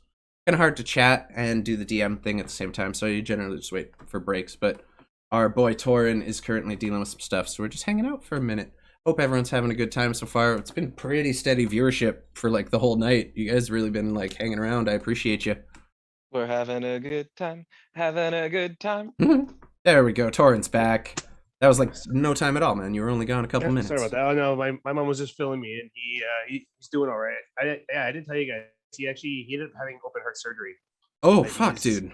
Oh Yeah, yeah, he's- this is a big progression in the story. Yeah. Yeah, he But went he's from doing like good. my stepdad's fine to he's having open heart surgery. Yeah, no, he's doing good. He's doing good. I'm glad to hear. That's great news actually. So what you missed, real quick. Lionheart went after Auten, being one of the closer targets. Stanislav went after a spiel wielding gladiator up at the top, and Toren, it is your turn. You're currently standing at the head of this rather tall lion statue behind you. About 10 feet tall at its highest. Or 15 feet tall. It's quite big. Quite substantial indeed. Okay, so is move a little, Run up to and it. I'm gonna hunter's mark Lionheart. You got Hunter's Mark Lionheart. All right, sounds good. Getting Yeah. that ranger action. We'll put a little skull and crossbones on him there for you. Just remember that you have him Hunter's marked. And Yeah, I assume and you're going to follow that up with some attacks. Oh yeah, I'm gonna roll to attack. Yeah. Yeah. Uh, Oh, that misses, bud. So close. yeah. Yeah, that's a definite miss. No, Okay, you're good. Vecna. Yeah, Should I roll to do both attacks and then both hunter's mark, or let me do one and one? Do 1 and 1. It's just easier for me to keep track of that way. So your first one hits for 9 piercing damage, plus 2 for the dreadful strikes, and then your Hunter's Mark, right? Yeah. Okay, so that's 11 plus whatever you're about to roll. So 13. Bam! Okay. I mean, this guy's quite hardy. I'm kind of doing some slight homebrew on the HP and shit, And so bear with me. 14 to hit the second Four- one. 14, I believe, does not hit on this fella. Nope. Oh, no. You gotta hit high to hit this boy. Shit. So your next arrow just ping glances right off the the brass chest plate that he is currently wearing, emblazoned with the bright sun. Now looking at closely, you realize Lionheart. Yeah, there's a lion in that sun. Anyway, so that's your 2 strikes. The first one does, however, manage to hit, and he kind of takes it under the armpit, like a little kind of lower down into the torso, and he winces. You're next. And you begin to see the rage start filling in this man's eyes. I just knock another arrow. Not actual rage. He's not a barbarian, but Okay. he's angry. Yeah, we Thank you. got you. We got Thought I you. was terrified for a minute. Yeah. you should be. And then Paladins are okay. only scared of barbarians. That'll be your whole turn. Auten, that's my turn. you are up, my Bonus- friend. Bonus action disengage, Go ahead, move your mini. and then action dash. Okay. Can I get like 60 feet away? I'm running up here. Oh, wow. Okay. You're up there. All right. There we go. I just I'm want to out. make sure the chat can see you. Peace. Yeah, there you go. That's All right. my turn. I'm You're just yeah. getting some distance. Gotcha. Yeah. All right. Next up, we have, I believe, little red dude over here. Yep. So this fellow you see is just wielding like a straight up Kestis, which, if you're unfamiliar, is just like the blade coming out of the arm mount, essentially. And it's like almost like a, or no, that's a Caesar. My bad. Is that one. And it's kind of like essentially just a thing you wear over your arm with like a large kind of half fan sight or shaped blade on it and a small shield. And he just runs forward and takes an overhead swing and tries to come down at this fellow. Sort of over here. Wolverine. That's cool. Yeah. Yeah, so he's going to run up there and take a little swing. And because that is the gladiator, he gets... I'm still going to use the fucking spear because I don't have all the different weapons. That's definite hit. And so is that one. Ooh. Okay. He rolled so bad.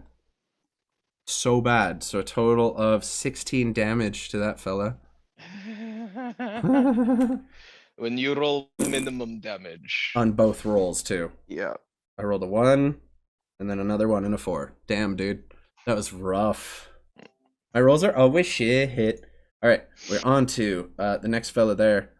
He takes the 2 hits, but they're kind of glancing blows in terms of the damage they actually do to the fella. Actually, that one is a lady, I believe. So she readies up now, and then with a basic long sword and shield, she's going to take 2 like very reckless stabs towards that individual. Actually, it's never mind. It's not her turn. That's my bad. Move over to this one, whose turn it is, and they are going to and move how fast? 30 feet. You're gonna move up to there, and then the range, I believe, on that is 20 feet. I'm gonna try and see if we can't hit you, Toren, with a spear. Ooh. A little out of her range, but that one is too. Okay. So she is just going to gonna hold her action. And if anyone comes within her throwing range, she's gonna go ahead and throw a spear at them. So she's holding a ranged attack for the rest of her turn. Sounds good. Stanislav, you're up. Sorry. This battle is beginning to wage around you. People have kind of split up into their own little groups. Couple individuals are still running about, trying to avoid the up close and personal stuff. What are you doing? I am reopening Chrome after my computer crashed, Yes, that's important. but we're good. I'm still next to this dude. Yeah. Yep, you're right up at the top. I can't scroll over right now. Pen view. You look on stream, you Yeah, can there we see you. Okay, yeah, I can see me. Yeah, I'm gonna attack this guy twice again. Go for it.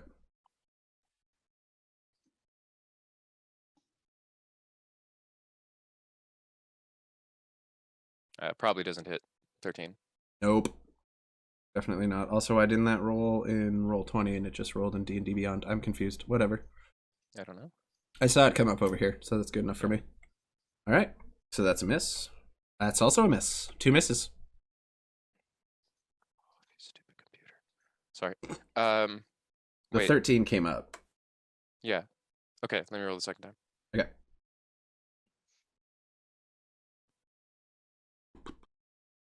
Even worse. 14. Okay. So, both misses. As you're trying to strike, this person is just with the shield batting away your sword effortlessly and preparing for a counterattack with the spear. Cool. However, I'm gonna recast Shield of Faith as a bonus action. Okay, absolutely. And end my turn. We are on to Lionheart, who now, having seen, having one person close to him, going to rush up into your space with his hulkingly large form, and he's just going to unleash like a couple of pretty heavy attacks on you. And he is going to. He's got the attacker thing as well, so he gets a +2 bonus to attack rolls. I need to remember that. And he is just again using longsword. Natural 1. So he runs at you with the maul and swings and crushes it to sand at your feet. And you kind of just like step your foot down onto it and like push it down into the ground. And he has to spend a second to recover. And he kind of loses his balance a little bit. And I'm going to give him his next strike at disadvantage, I think.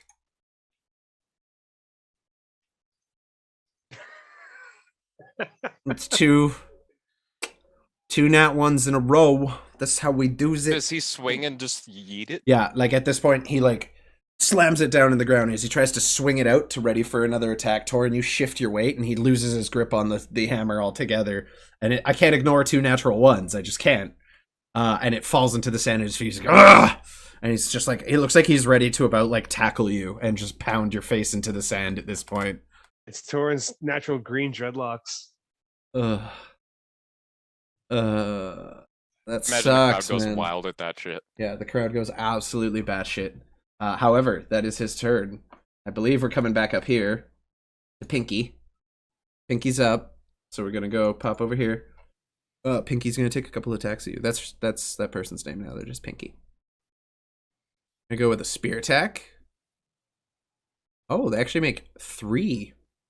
They can make 3 attacks per turn instead of 2. I read that wrong. That's my mistake. 17, I believe, does not hit. 10, also, I believe, does not hit. So, just twice with the spear tries to jam it like into your guts, and you're just ping with the sword and then once with the shield. And then seeing that you're now kind of left yourself open, he's going to step in and shield bash you. Oh, wow, that actually hits. So that's a 26. It's 26 on the shield bash. And then I have to make a DC 15 strength save. So first, you take maximum damage. Or not quite max. I rolled a 1 and a 4 plus 4. That's terrible, actually. I don't know why it's purple. 22 strength save. Yeah, so you beat the strength save, and you're not knocked prone, but you do. You're medium. Yeah, so you take the 9 points of damage. Yeah, I'm confused. I don't know. I'm gonna say I take the 10 because that was the first one rolled, and it's all part of the same thing. Yeah. So I'm gonna go with that. I didn't need to roll the second damage dice there. So you take 10 points of bludgeoning damage as the shield just into your torso, and you feel the wind get knocked out of you. And if you were a weaker man, you would be on your ass at this point. But that's their whole turn. Weaker man. So knowing let me make a con save. Yeah, knowing these guys get 3 attacks per turn kind of changes shit up a little bit too. That's more like it. Yeah. 24. Yeah, so you manage to maintain concentration as the shield hits you and knocks the wind out of you. You're like, ugh! Kind of shake it off and get your bearings back under you. This fellow's going to take... prone if I failed that? Yep, immediately knocked prone. This fellow, who is, I believe I said, is also using a spear and a shield, is going to make 2 spear attacks as well. Natural 20? Oh, yeah? Okay. Oh, no natural ones, but natural 20s. Holy crap. So I'm kind of confused over the, 11 plus crit. Oh, so it rolled an 11, so times 2. No, 6 plus 1 is... Sorry, it doesn't do the math the same way I do for some reason. Does it do the damage? Is it a +2 damage? Yeah, so it's 7 plus on the crit, it's 7 plus 4. Yeah. Which is 11, and then add 9, so 20. Add 9. Usually I would just do the 6 plus 1, which is 7 doubled is 14, plus whatever. So it's 11 plus 9, essentially, is what happened. So 20 points of piercing damage on that, right? I'm reading that right? To me, it seems confusing, right?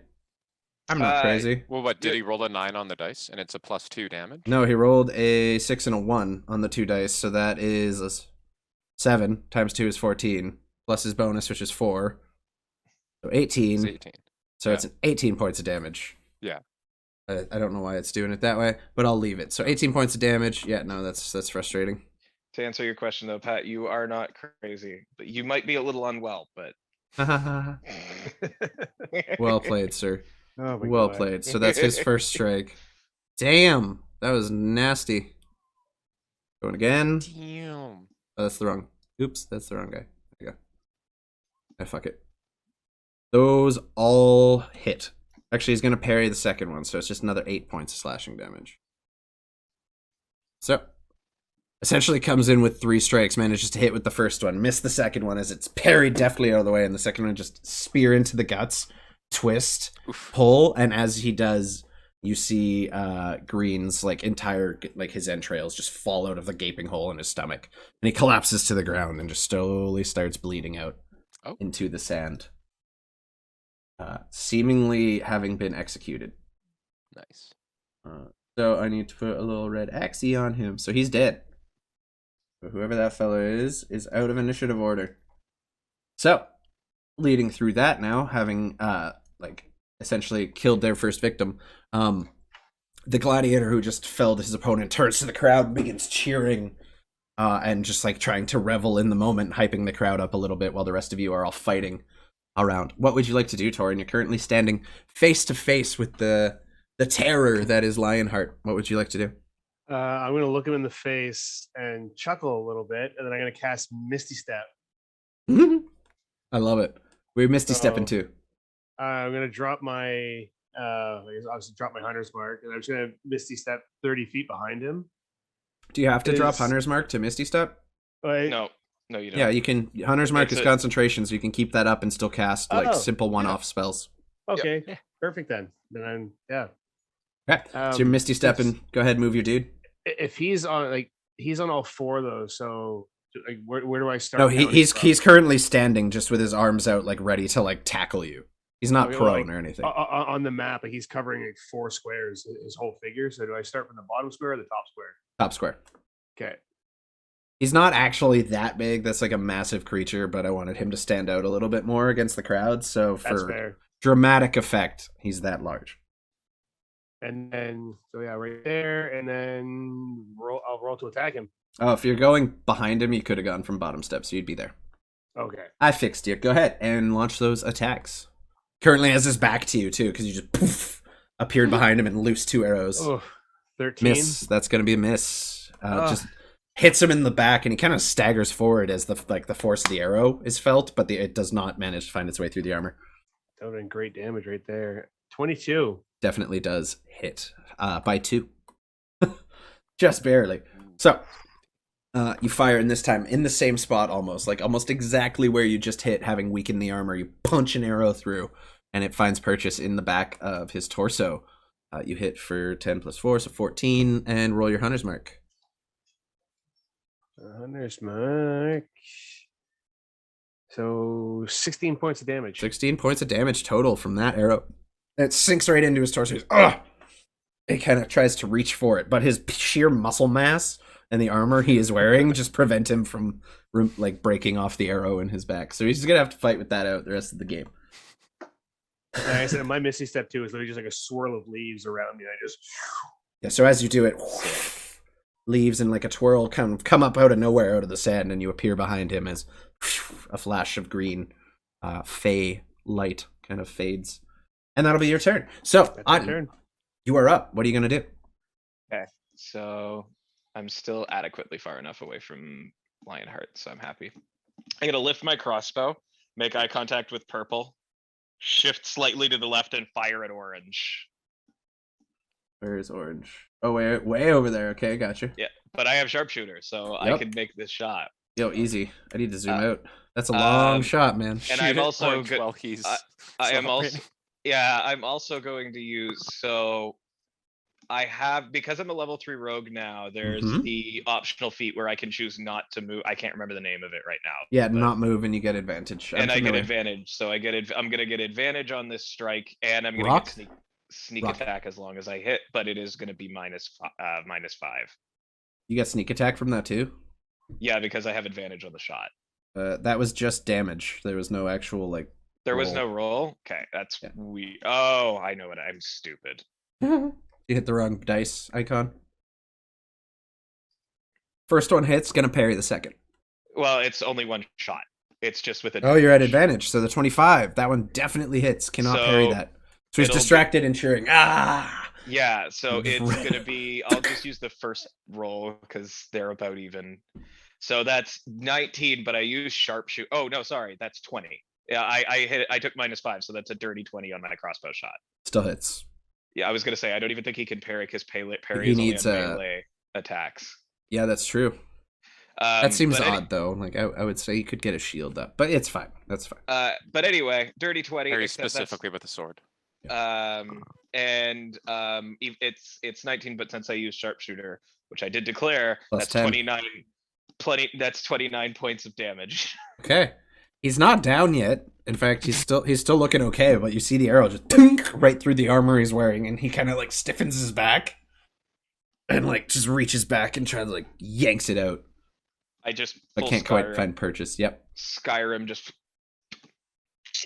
and I get ready for the next round. There you go. On my shoulder, give him a thumbs up. All right, so we are on to right down here, and these two are just going at it at this point. One dude with the seesaw and the other just wielding some swords. So we're gonna go ahead and roll that. Again, I'm using the spear for sake of ease. So 3 attacks, a miss because of a parry, a hit, and a hit. So altogether, 20 points of piercing damage. What you're seeing now is almost a masterful clinic on how to wield a spear, essentially. As this individual is not wielding a spear, wielding a seesaw. As he's bringing the overhead swing in to strike, the guy will go to block it, and he'll feint the other way and swing it down underneath and catch him up on the rib cage, and is slowly just leaving cuts on this individual, cutting this woman to shreds. She's starting to look a little on the rougher side, but that'll be his turn. She will respond in kind by taking another 2 or 3 strikes against with the spear, short sword she's using. 2 hit because of a parry. He's going to parry that first one. So 2 more hitting him for a total of 22 damage. So you're essentially watching these 2 individuals just facing off in pure, uninterrupted gladiatorial combat, exchanging blows back and forth. You see spritz of blood flying out as one of them manages to find purchase on the other, and it's just going in like endless back and forth between these two. And then Purple, seeing that you chose not to shoot her in the face when you had the chance, is going to continue. She also didn't get to use her held action. She's going to make a run at Lionheart. Pretty confident. Got her spear. Pretty spirited. Very high spirited. 22 hits, 14 does not hit, and a 15 does not hit. So she runs forward, and despite everything, manages to find purchase with a single blow, but is just flailing this spear wildly. Like there's no finesse to this like you've seen the other fighters doing. It's just like going all out, hoping to hit hard and fast as quickly as possible, and failing to do so, only briefly finding purchase as she swings around and glances a long blow as it kind of just nicks his shoulder and cuts through the armor, leaving a small gash in his arm. And at that, we find ourselves back at the top of the round with Stanislav still engaged in combat with Pinky. What are you doing? The official name. I'm just gonna like do a flashy little move within his combat range. Yeah. For interesting purposes. Go ahead. Also I need to change this because I'm at that many HP. And I'm gonna attack twice. Go ahead. Take those attacks, boyo. It's nat 18, so 27. Oh, Sheesh. that hits. And That one hits. 11. Does not hit. So the first strike is a hit. I assume there's a smite going into that. No. Okay, no smite. Alrighty. No. She's starting to look a little rough. This one's a dude. Starting to look a little rough. Still hanging in there against you though. Here's some damage. Oh. Poor. 8 points of damage. Not all that good. No. But again, as you two are just exchanging blows, kind of in this endless like back and forth that you're doing, you manage to, as you readjust your stance, just reach over the shield and stab downward, kind of catch her in the collarbone and slice through the top muscle of the shoulder here, leaving a pretty deep gash, but not rendering her or him incapable of continuing. Will that be your turn? Yeah. Yeah, at this point, your armor is now has specks of blood all over it. There's a couple holes from where you've been hit. The chainmail is starting to look a little worse for wear at this point. That's fair. Is that all I can do? Yeah. Okay. Lionheart is up, and he is going to use half his movement just to scoop up his warhammer and just raise it above his head and take his strikes on the female combatant standing in front of him. And he's doing so with some deadly purpose. That's a hit, and that's a hit. Ooh. Oh my god. Damn. 18 and 19 on the dice. Also, it's a two-handed maul, so I'm gonna roll the d10. That's what the numbers on the right are. Oh, that's true. I don't actually have to roll. I keep forgetting I don't have to roll damage on these dudes. Either way, so that's 11 and 13, which is 24. Get bonked. Oh, Some mama. major bonkage. Yeah, she's still standing, but you see the first blow come down right on the collarbone, and you see her arm give, and you clearly see bone protruding through the skin at this point. The second strike comes down on the same thing, and that left arm is just rendered almost useless. At this point, it's holding the shield and kind of hanging there limply. She can't really do much with it. Still has the shield on, at least, but and that'll Maybe be dislocated that shoulder. Yeah, absolutely shattered that collarbone. All right, we are up to Pinky, who at this point is starting to get pretty annoyed with you. Yep. Again, doesn't really have a whole lot that they can do. So it's gonna start off with a shield bash, or yeah, he's gonna start with a shield bash and just bing, try to hit you, and it just glances off the armor. You don't even flinch. Meet it back with my shield. Yep. Yeah, you just kind of catch it and shove it back. However, as you do, you open yourself up for a counter, and she just stabs, having picked that opportunity. I keep saying she because it's a drow princess a drow warrior queen that I used. It keeps fucking me up. I see the mini, I'm like, it's a girl. Anyway, Ow. So the first one hits, or the first one misses, second one hits, last one misses, if I remember correctly. Yes? Because of Shield of Faith. Okay. Actually, hold on. Let me roll a con save. Yep. If I fail, It that will hit. third one hits. You have to beat Uh, a 10. Just God for the barely. +4. Okay. Thank God for the aura of protection. Yeah, so as you push off the shield bash, he sees the opening and just rams the spear forward, catching you again in the torso. He's aiming very much center mass. However, you manage to just like... This is my magical shield of faith. Yeah. Kind of, but like it still hurts you. But like it tries, like you feel your magic trying to resist the force of the blow, and it just finds its way through and gets you right in the gut. Not as deeply as it could have. You take 10 points of piercing damage. Yeah. Starting to look a little rough now, eh? I am, yeah. Oh shit. All right. That will be didn't see how many hit points. Can you not see above my token? In the green circle. It's really small. Oh. All right. Orange is up now. I'm bloody. I'll say that. So fellow was using also a spear. I believe we have two spear wielders, or three spear wielders. Is gonna run forward. I believe has 30 feet. You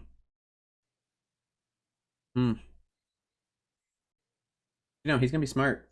He's gonna run back and just like grab just a little cover right behind this, right at the corner there. Yeah, because Trying he just to- got shot from the moon. Yeah, so like he's just trying to avoid that. He couldn't get all the way, so he's not in cover yet. Axioms, not that it would matter, based on your marksmanship. Yeah. However, he thinks he's trying to get a little cover there. Toren, you are up. What are you gonna do, my friend? What you gonna do? Is Lionheart blocking my vision of purple? No, there's a Yeah. clear shot there. I'm If gonna I had roll to say attack. it, Lionheart would really only be like that. Yeah, see, the problem is Zoom auto shifts it to whatever it wants it to. There you go. He'd probably be more about that size. Like taking up a full 5x5. Yeah, like he's Dwayne Johnson big. Okay, I'm gonna roll to attack that little the purple one. The purple right there. Go ahead. Yeah. That I've just had her collarbone broken. That is a hit because you can't parry ranged attacks. And that also hits. So 2 hits. Did you have Hunter's Mark on that one or no? No, I left Hunter's Mark on Lionheart. So 14 and the Dreadful Strikes go on the second strike too, or just the first one? Just the first one. Okay, so 14 plus 8, which is 22. 22. 20 points. Okay. So after having taken all that damage from the big fella and not being the most hardy of this group, you fire both your arrows. 1 second. Fire both arrows, and as she's like still recovering, trying to like just save herself from the onslaught of hammer blows coming at her, she sees the arrows being loosed and tries to raise the shield, but her arm just doesn't have the strength to do so, and both arrows right into the center of the chest, dead right in the heart, and she slowly just collapses down into the sand at Lionheart's feet, and he just slowly, like, I'm gonna give it to you, just turns and has like this snarling expression on his face. I'm pointing straight at him when he does that. And he just like literally like twirls the hammer in his hands expectantly, like almost playing with it, like trying to toy with his food a little bit. However, I believe that's your turn. I believe that's your turn. That is my turn. Unless you want to move. You do still have your movement. Nope, and that is my turn. Okay, you're holding fast. All right, Auten. You see the individual fighting Lionheart go down by 2 arrows loosed by your compatriot, and you're starting to get a feel for the battlefield. You can still see Orange trying to hide over here, one of the gladiators kind of taking a little cover. Orange doesn't have a bow or anything, does he? Not that you can see. It appears like they pretty much come in. The only person you see actually with a bow other than you and Toren is Lionheart. Cool. And you get the feeling he doesn't like using it there unless he has to. Yeah, that's fair. Regular shot on pink. On pink. Ooh, natural 20. So You rolled 8, so that would be no, 16. we're not just up. Yeah, okay. Okay, we so double it. 16 So 8 plus 8 times 2 is 16 plus 4 is 20. and then add another 6 for sneak attack. Oh no, no sneak attack. So yeah. Yeah, I mean, no he's sneak attack, no. engaged. Wait, wouldn't you have had advantage on that one too? Because you didn't move. I didn't. Yeah, but I might be moving, so I didn't take advantage on the shot. What is he gonna roll a Yeah, natural? I was gonna say, read me the exact wording of that, because like, does it specifically say you can't move at all that turn to get that? Yes, it Okay, does. so it's like if you shoot now and the move later, it wouldn't count. Either way, it's a Yeah. nat 20, so it doesn't really fucking matter. But no sneak attacks. So, Oh yeah, yes, so still 20 damage. 20 total points of damage. He's starting to look pretty haggard at this point. He's got 2 crossbow bolts. He had his back to the statue, thinking he was safe. You saw just a little of that right shoulder poking out, and sunk a bolt right into it. And it like went in, and it went deep. And he kind of stumbles, and you see the wound kind of like right under the arm here, like sticking in kind of at an angle, begin to just leak blood at an alarmingly fast rate. You get the feeling this fellow's probably going to bleed out pretty quick, but he is currently still standing. I'm gonna start trying to incorporate some bleed out damage over time, maybe based on criticals. Works for See me. how that goes. And then yeah, actually, I am gonna 30. Wait, how far away is this person? 80k. I can't do it, so I'm just gonna move 30 feet up. Okay. And that's still okay. Yeah, Sounds I'm gonna good. move up this direction. You fired at pink too? No, you didn't. You shot orange, right? No, I shot pink. Oh, sorry. I just grabbed the wrong person. That would... Pink is still up, but barely. So, Yeah, same deal. sorry. Same deal, essentially. You managed to find purchase, and pink is now bleeding out very rapidly. So that'll be your turn with the movement. Red and blue over here, the 2 gladiators, one with the sea sword, the other with the short sword and shield, are just gonna keep going at it, because, like, they have no reason not to. Yep. Gonna hit that Surprised shield to be sure bash. with the welcome one. Shield bash does not hit. Neither does either strike, so it goes in with the shield bash, but the other gladiator who has the sword and the shield just manages to get the shield up in front of it, kind of block it off, and simply parries the next 2 strikes without trouble, and glances him around and tries to get into a more strategic position as she does so to take her 3 strikes, all with the short sword. 21, 22. Those 2 definitely hit. And then, yeah, it's a d6, so 2d6 plus 4. Yep, that works out. That checks out. 21 points of damage. So at this point, as the one wielding the seesaw is trying to just hammer down into this person's guard, she's just standing there parrying it. And then, as deftly as you've seen today, with expert precision and skill, brings 1 strike through the belly, up through the other side, brings the sword back around, and cuts through the neck. And the one wielding the seesaw, Red, falls to the ground, bleeding from a gaping wound in his jugular, and just collapses into the sand. At that point, Blue turns and just ping, rests the sword on top of the shield and begins kind of preparing to advance. Actually, she still has movement, so she knows where Orange is and knows Orange isn't dead yet, so she's gonna start moving away from the bulk of the fight and make her way that way.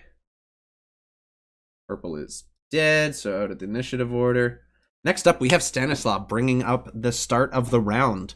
At this point, you've seen a number of contestants fall. The weaker numbers of this group are all beginning to show themselves. The more skilled combatants are rising to the top, so to speak. Lionheart seems a big threat, and you still got Pinky in front of you, who is barely He's about to standing. fall over on Yeah, his like, face. the color has drained from his face. It's like almost like turning purple in the lips, like very quickly bleeding out, but still a threat. I'm just gonna kind of let him exist for a little bit longer, and I'm going to use all 30 points of lay on hands on self Okay, to heal me back to 57. that's your action. Yes. Okay. And for bonus action, I will do absolutely nothing because Stand at the have no ready. good bonus Got it. action. Got it. Yep. Okay. Boop. Nope, I don't get that. All right, at that point, I believe we have our own one and only Lionheart, who's going to move. So you watch. By the way, you watch as I flex, and my wounds all close. Ooh. Yeah, How you that all watch happens. as Stanislav just focuses, and you see the wound just as like a holy glow radiates over his body. However, Lionheart That is never gets old. running straight at you, my dude. Straight at you. And is going to make 2 double-handed strikes with his maul. That's a miss, and I believe a miss, correct? Both misses. So once again, he runs with you, just overhead strikes. Okay, tries to slam you twice overhead, and both strikes just find the ground. You're way too agile to be hit by such a slow weapon. Luckily for you, because you're not overly heavily armored. But I think you're getting in his head. yeah, you're starting to. Yeah, you're starting. He's like getting Disarm frustrated. him and then Yeah, he's very, very angry at this point. However, Pinky's up and is going to make 3 attacks at you, starting again with Shield Bash. That's a 15. Does not do the trick. A 12. An 18. None of which hit. So once again, brings the shield and bing! You just block it and tries to stab you twice effortlessly. And you notice the attacks are coming like there's desperation in these strikes and not a lot of force behind them. Orange is up. Going to scoot over here and just peek around at the carnage that has ensued. And just hide there and hold his action in case anyone gets close to him. He's kind of just preparing, still bleeding quite heavily. Next up in the initiative order, we have Toren. What are you going to do, buddy? I'm just gonna wink it at Lionheart, and you got to try harder than that. And I'm gonna Misty Step again. Nice. Okay, just for fun at this point. I don't know how to, like, there's no check for frustrating someone. So I'm going to have you, you can either make a persuasion and intimidation or a performance based on your choosing. Persuasion or intimidation? Or performance. I'll Your do choice. intimidation. Okay, go ahead. Oh, Okay, not quite. You're in his head, but you're not at the point where you're going to make him start fucking up. If you keep pushing him, he's going to start making stupid mistakes. So that is an option. But he's beginning to see red, and he's not like a barbarian where they're trained and used to handling this level of anger. He hasn't had this much resistance in a fight in this arena in some time. This is a man who kills slaves for a living. Like, he's a glorified executioner. He's not a good person. Anyway, so you Misty Step out. Go ahead and make your attacks. yeah. This poor bastard. He hasn't landed a hit on a single, like, 20 actual player. 25. That hits. Oh my god. So 7 plus 2 is 9, plus your hunter's mark? 4. Ooh, okay. So 13. Oh, hold up.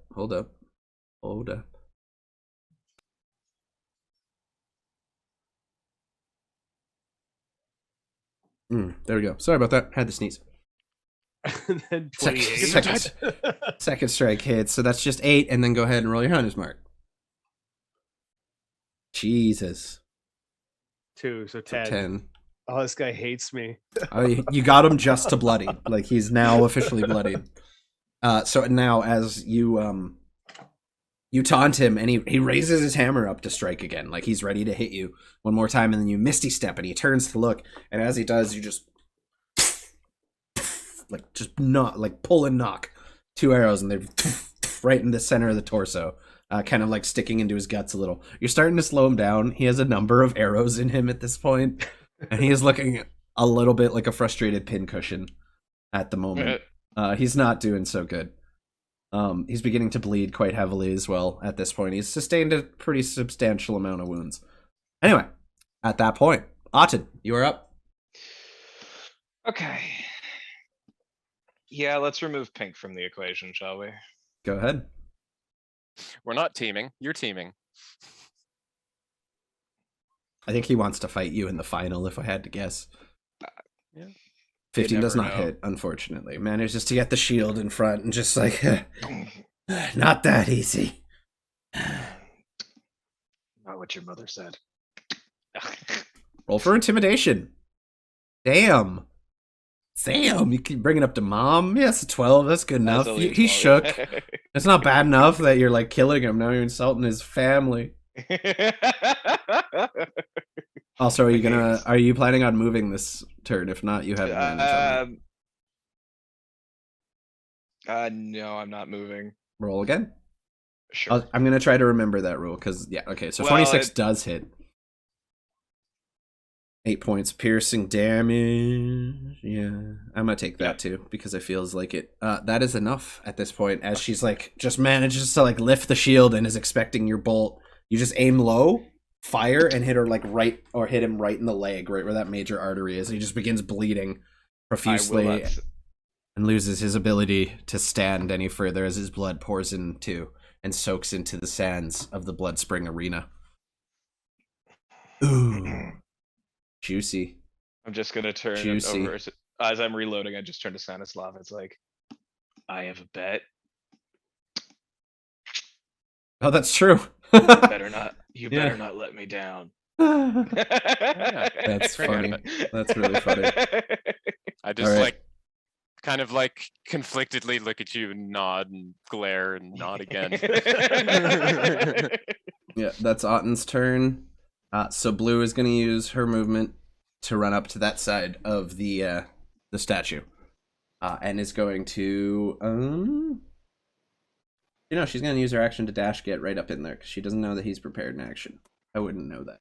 And he's going to go ahead and take a strike at her because he cans. Whoop.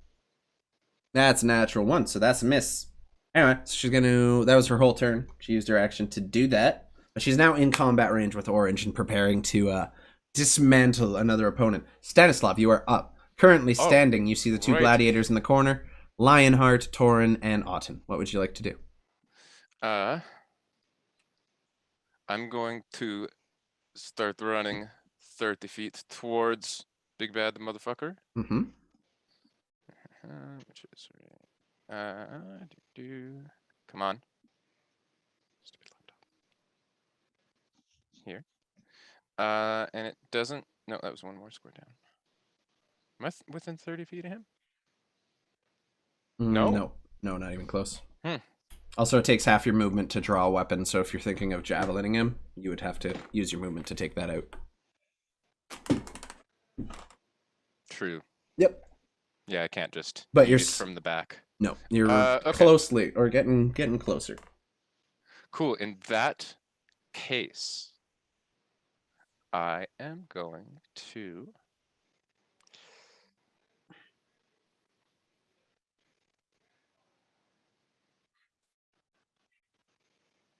Guiding bolt him Ah! at first level. That's the first time I've seen you do that. That's such a clutch spell, man. I didn't even know you had that. Yep. Guiding Bolt's like low-key one of my favorite spells Paladin. in the game, Of course, I have dude. guiding bolt. Yeah, but you've never used it. Nope. Not The once. spell slots. Yeah. So first ahead. level guiding bolt. Roll that strike. Roll That is that a big range fat attack. miss. That is Shit. definitely a miss. So you fire the guiding bolt and just and glances off the stone walls, the sandstone walls of the arena harmlessly. That's your turn, however, and Lionheart is up and he is pissed. He's coming for you, man. You done pissed him off. He's mad. You're in his head. He doesn't like it. He's just gonna come at you with everything he got at this point. I wish he was a barbarian so I could do reckless, but he's not gonna. So he is just like going to again two-hand them all coming straight at you. That's a 20 to hit. That And a hits. 25 to hit. Ooh, So, Also hits. and I rolled. Really Okay. poor. I rolled very good. He's two-handing, so I'm using the numbers on the right. yeah, it is. And that's still technically a maul, I believe, is 1d12, not 1d10. So he's still getting it kind of easy. So this time now, you see the anger in his eyes. He doesn't raise the hammer above his head to strike you. He like half holds it, like one hand in, like right behind the butt of the hammer, just jams it into your gut and hits you with everything he has. Steps back, swings it over, and hits you right under the chin.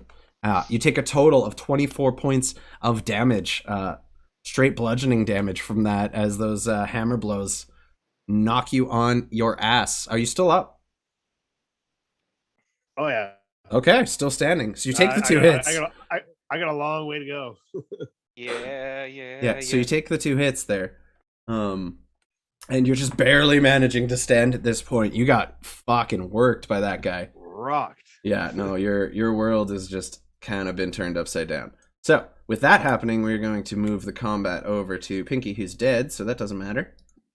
I believe the fellow with the spear is going to face off with the lady with the sword. Sorry, just answering chat real quick. Gonna go ahead and take 2 spear strikes against her. Actually he has 3, so he's gonna go with the shield bash. Doesn't hit it. Can't seem to hit any of his strikes. 18, however, is gonna be parried. 13 is a miss. So again, just trying to land these strikes, and this swordswoman is just like ping, donk, just working this guy's angles and Nice. making a show of it. The crowd is absolutely loving it. Toren, you're up. It's your turn, buddy. What are you gonna do? You're currently standing face to face with Lionheart, the champion of the Bloodspring Arena, and he is working you over. What are you gonna do? I am gonna spit blood out of my mouth. Now we really dance, and I'm actually gonna move away from him. Okay. Are you gonna disengage? No. Oh, he's gonna take attack opportunity against you for schniz. Oh, yeah. Faux schniz. Longsword. Take 19. So I believe that just barely hits you. If I have your AC is 16, so that definitely hits you. You take Definitely. 6 points of bludgeoning damage as you step back, kind of keeping your torso to him to like keep your guard up a little bit. He just manages to swing it around with like he's one-handing this thing. Like he is purely enraged, just with one hand. Bonk. So he's only gonna hit you for the 5 damage on that one instead of the two-handed. You gather this man is extremely strong to swing a weapon that heavy with that much ease, though. For real. I believe you still have your action, though. What would you like Yeah, to do? and then I'm going to roll to attack him. Okay. Go ahead. Take your 2 strikes, man. Oh, 17. Miss. Got to beat a 20. Oh. Miss. Ooh. Okay, so 2 misses. Now he's angry. He's beginning to sense a shift in the tides. His confidence level is surging. He just stands there and takes the arrows to the chest. Doesn't even move. Doesn't care. Just looking at you with a singular, guided, determined purpose. There is blood in the water and the sharks are coming. Anyway, Auden, you are up, my friend. Okay. I do not have a line, so move 30. Can I can see him just barely from where I'm standing now, right? Let's see. Draw that line. Ooh, I'd say yeah. You have marksman. He would normally have cover, but since you have the marksman feat, Cool. you get normal attacks against him. Go ahead. Regular shot. Okay. Advantage or no advantage on this one? No, because I've already moved 30 feet. Ah, yes, you did. Okay. That's a miss, unfortunately. All right. He doesn't see it coming. He doesn't care. He is focused on his goal, and the arrow just like bing, Yeah, off I'll the bonus shoulder. action move another 30 feet in this direction. Okay, yeah, that's fair. That's fair. However, now we have the swordswoman up with the short sword and the shield, slowly and meticulously working this fool apart. She's gonna go ahead and make 3 strikes against him. 1 with the shield. All the shield bashes are missing. It really sucks. That's a parry and a natural 20. Okay, so 4 plus 6 is 10 times 2 is 20 plus 4, 24 points of slashing damage as that man is quickly dispatched. Holy shit. Can she behead him, please? Yep. No, that's right. I was, yep. So this guy's like trying to be confident. He's taking the strikes that are kind of laughing in her face and like trying to keep the show going for the crowd. She's having none of it. There's no showboating going on here. It's literally comes down to he takes a swing at her, she steps and just and the head just and rolls away into the sand a few feet behind the body. Blood sprays the statue. Some of the crowd are nearly hit by it, and they're all just screaming and cheering in ecstasy at this point. Pure bloodshed happening in front of them. That'll be her turn. That nat 20 though. Damn. All right, Stanislav. Damn. Stanislav, you're up. You see Lionheart just beelining it for Toren at this point. He's fucking giving her. How's Lionheart looking? Rough, bloodied. He's Okay. He's just bloodied, literally right at the point. Okay. I'm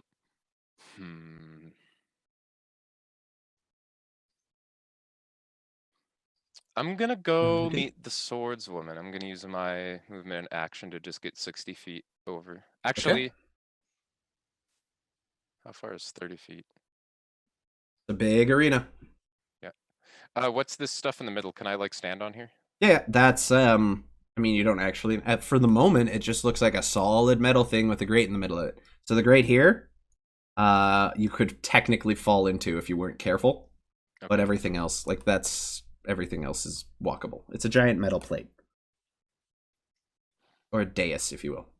I'm just gonna move the full 60 feet over Do it, towards Jim. her. Yep.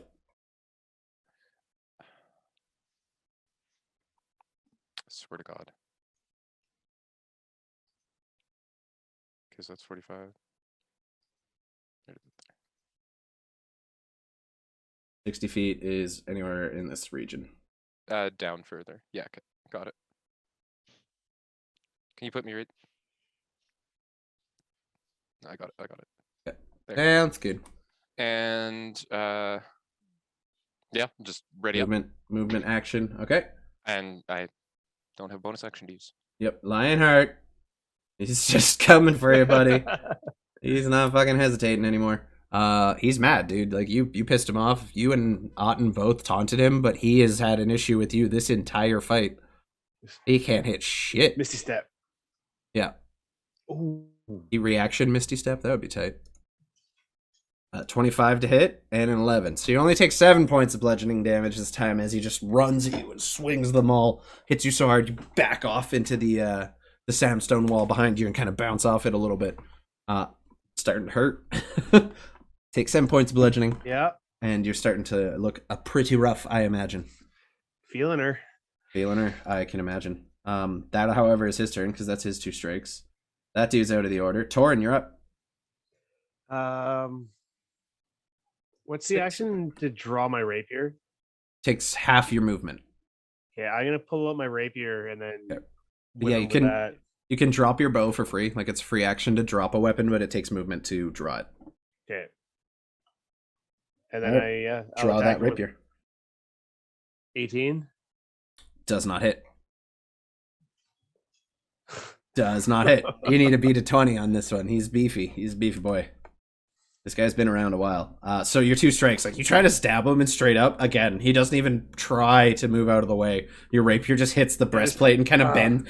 Bing! And like kind of bends. And you're like, oh, that's going to break. You try to go again. Same thing. You just can't manage to find the purchase through the armor. You're not super you're proficient with these weapons, but you haven't spent a lot of time with them, and you're not quite sure. Not quite sure how to work around. It's been a while. How to work around to those weak spots. However, Otten, that will be your turn, unless you wanted to move, Toren. No, I'm gonna stay. Okay. Sounds good. All right, Otten, you're up. I don't have a clear shot on anyone except Toren And Stanislav. and Stanislav. Yeah, but you have a bet on me. I'm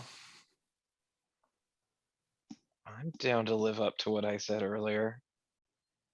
I love it.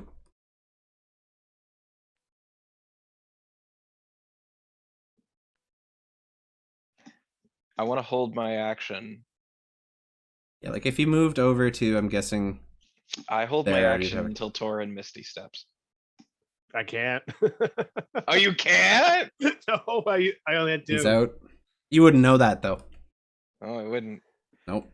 Yeah. So with that in mind, I will actually maintain what I said. I'll hold for Toren's Misty Step. Yeah. Blue's up. Sees Stanislav coming. Just going to pull back behind here and kind of disappear from your sight. That'll be her turn. So I'm gonna move that guy's dead body because that's where his head landed. That will be her turn. Stanislav, you're up. All right. I'm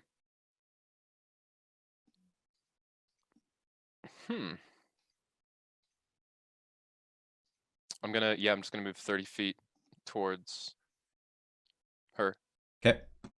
and hold my attacks Sounds good. for when anybody comes in range. All right. Lionheart is up next. Toren, you're still standing right in front of him, and he's going for kills now. The beatings shall continue until morale improves. 15, 11. Misses both strikes, just poof, into the wall, and it's beginning to break. Like he's beginning to put cracks in the sandstone. It's beginning to crumble. The very foundation of this fucking arena.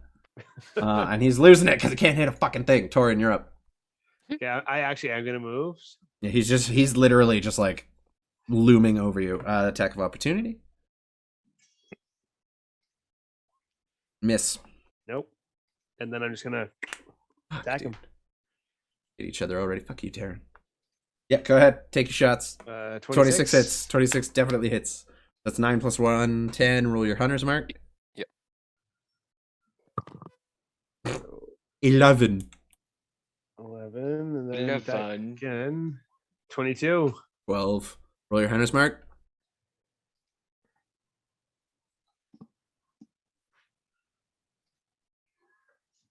Yay! That's 3. All right. 26. He's looking pretty rough, man. That's a combined total of 15 damage there. He's still standing, but barely. He's bleeding profusely. There you go, Toren, like that. He's starting to bleed from his wounds. He's got several arrows in him, and you just keep pumping him full. Really not giving him any chance to recover from those wounds. Auten, you're up. Okay.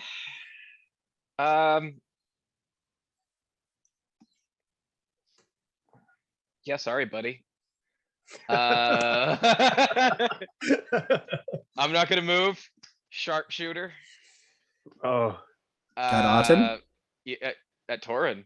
At Toren. Okay, yeah. Wow. Tin. I love it. Sorry, I mixed up the names there. And I'm also gonna use my first superiority die if I hit. You I'm hit. yeah, I was gonna say, I'm assuming, Rob, that if I, 28 will. That's 8. oh yeah, that 100% hit. 8 plus 5 is 13. Total points of damage so far, and your superiority die. Well, it's 8. It's 18. Well, I had advantage, so sneak attack. So that's 20. That's 8 plus 5 is 13. 13. And sorry, the 28 gets -5 because I declared sharpshooter. But I'm still assuming 23. Oh, hits. so 8. Oh yeah, that 100% so hits. 18, so 28. And Or then 13, so 28.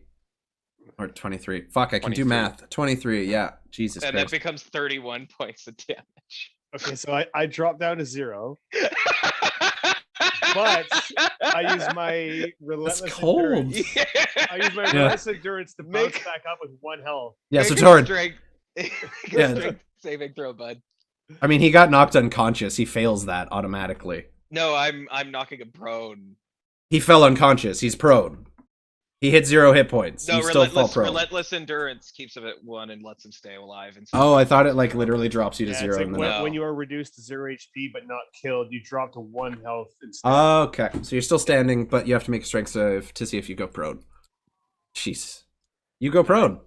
Yeah, so again, this particular shot is cruel. It not only... He not only aimed low, but he hit you right on the inside of the left thigh and clipped that artery, and you just start bleeding all over the sand profusely. You I start to warned feel you at the lightheaded. Beginning of the match. And you feel your half orcish energy, just like your bloodline begin to kick strong. And it takes over, and you manage to shake it off. But as you do, you realize that strike not only pinned your leg to the wall next to you, but you're currently like held up against it and laying on your back with your leg just right in. And you are A currently little bit of prone. energy to Ott, and then just give him the finger. Yeah, I'm with, just reloading. with I'm your- just reloading.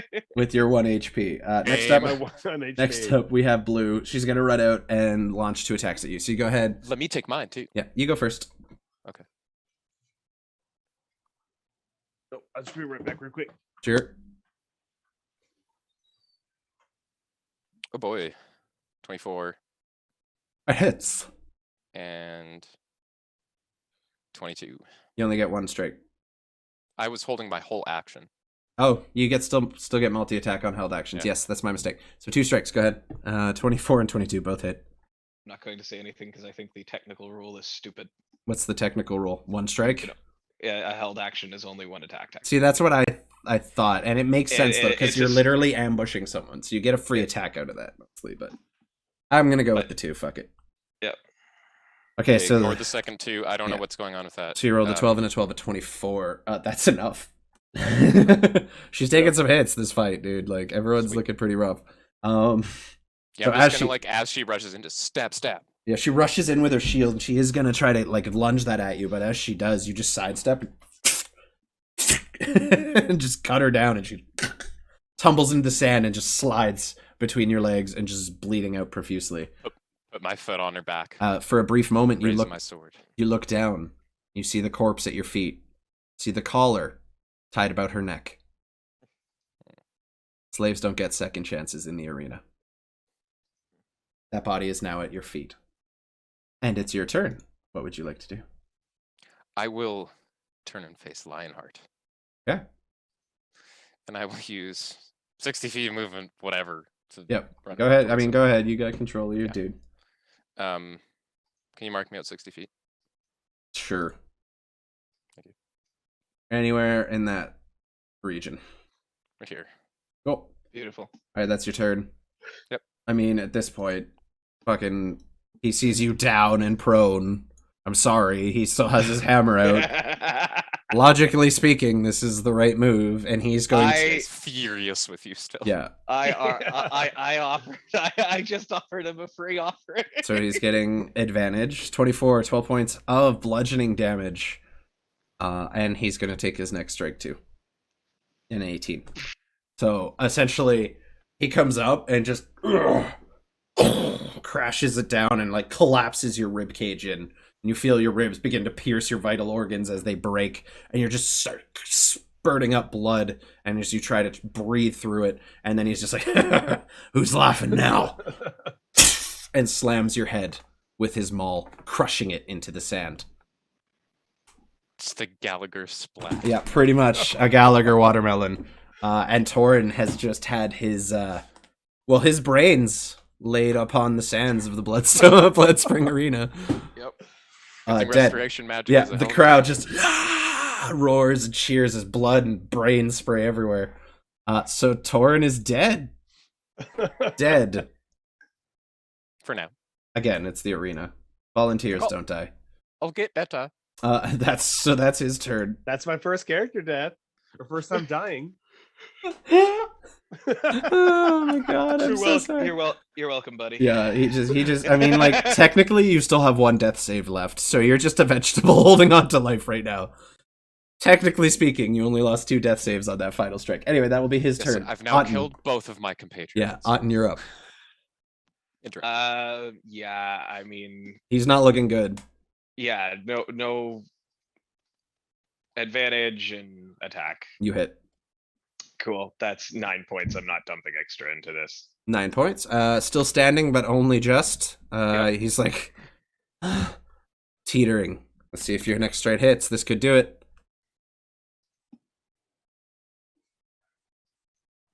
Oh, I only get one attack. Oh yeah, you don't get multi-attack. Okay, Stanislav's turn then. What are you gonna do, buddy? He's Continue looking. to run. Okay, he's looking pretty rough. Go another 60 feet.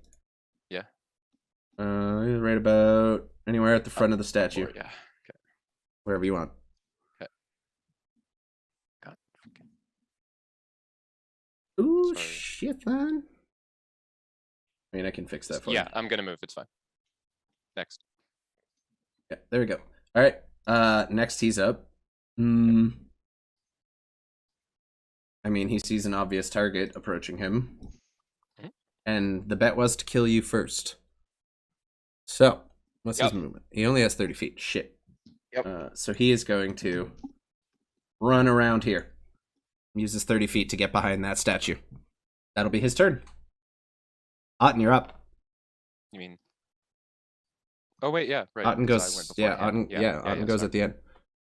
It's your go. Currently have no visual on him. He's just hiding behind the statue right now, trying to break your line of sight. I move 30 feet here. You can see him now. Do I need to roll for more death saves, or I'm just laying Actually, there? your turn would have come out. So after Axiom's turn, we'll have you roll. Go ahead, Axiom, take your shots. Because if he dies this round, it's not going to matter anyway. Go ahead. 24 hits, 10 points of damage. It's only 5, actually. Oh, no sneak attack. Okay, so he's still barely standing this time. You fired the arrow and it right into his heart. You see it was a killing blow. Like, you know this man should be dead. But you see just the pure level of fight in this man. He's not going to go down easy. That was more or less a fatal blow. He has barely any life left, and he's bleeding out heavily. But he has enough life in him for another round. Fuck it. Let's throw in. We get a short rest after this. I was told. Let's throw in a superiority die. Okay, can you declare that after the attack's already been, like, the damage has all been rolled on it and announced? Or resolved? Not that I mind. It just says when you hit, so I would have had to declare it right Okay, away. so that it's still standing. Yeah. Which means it is Stanislav's turn. Yeah. Just barely up though. Just barely. Oh well, Rob, you are super dead. Rob is dead. Yeah, go ahead and Rob. Oh, not one. So you were all told that death isn't permanent for those who volunteer. As long as you put on a good show and money is made by all, you should be safe. However, watching the beating that Toren just received and seeing his brains splattered over the sands of the Bloodspring Arena, you're not sure how they're going to pull that one off. But you were made a promise and you signed contracts, so hopefully they can keep their word and piece together what is left of Toren's brains. However, Stanislav, you are up, my friend. What would you like to do? God damn, that Yeah, like you- mess. Despite everything, you do see your friend and ally laying dead in the sand with his brains and skull just spattered everywhere. Take with that what you I will. stroll over towards this guy. Yeah, he's My barely sword hanging ready. on. For the first time in this event, you see fear in this giant man's eyes. He's just... So for my first He's going to, though, as you step into his range, take the attacks that he had saved up. yes, as I had been doing. So Miss. neither hit. So he just... Why won't you people die? He's beginning to falter. Go ahead and roll your attacks. I'm amazing at staying alive. I Oh, rolled it's a a 20, dirty 20. That is just barely a hit. and the damage on that.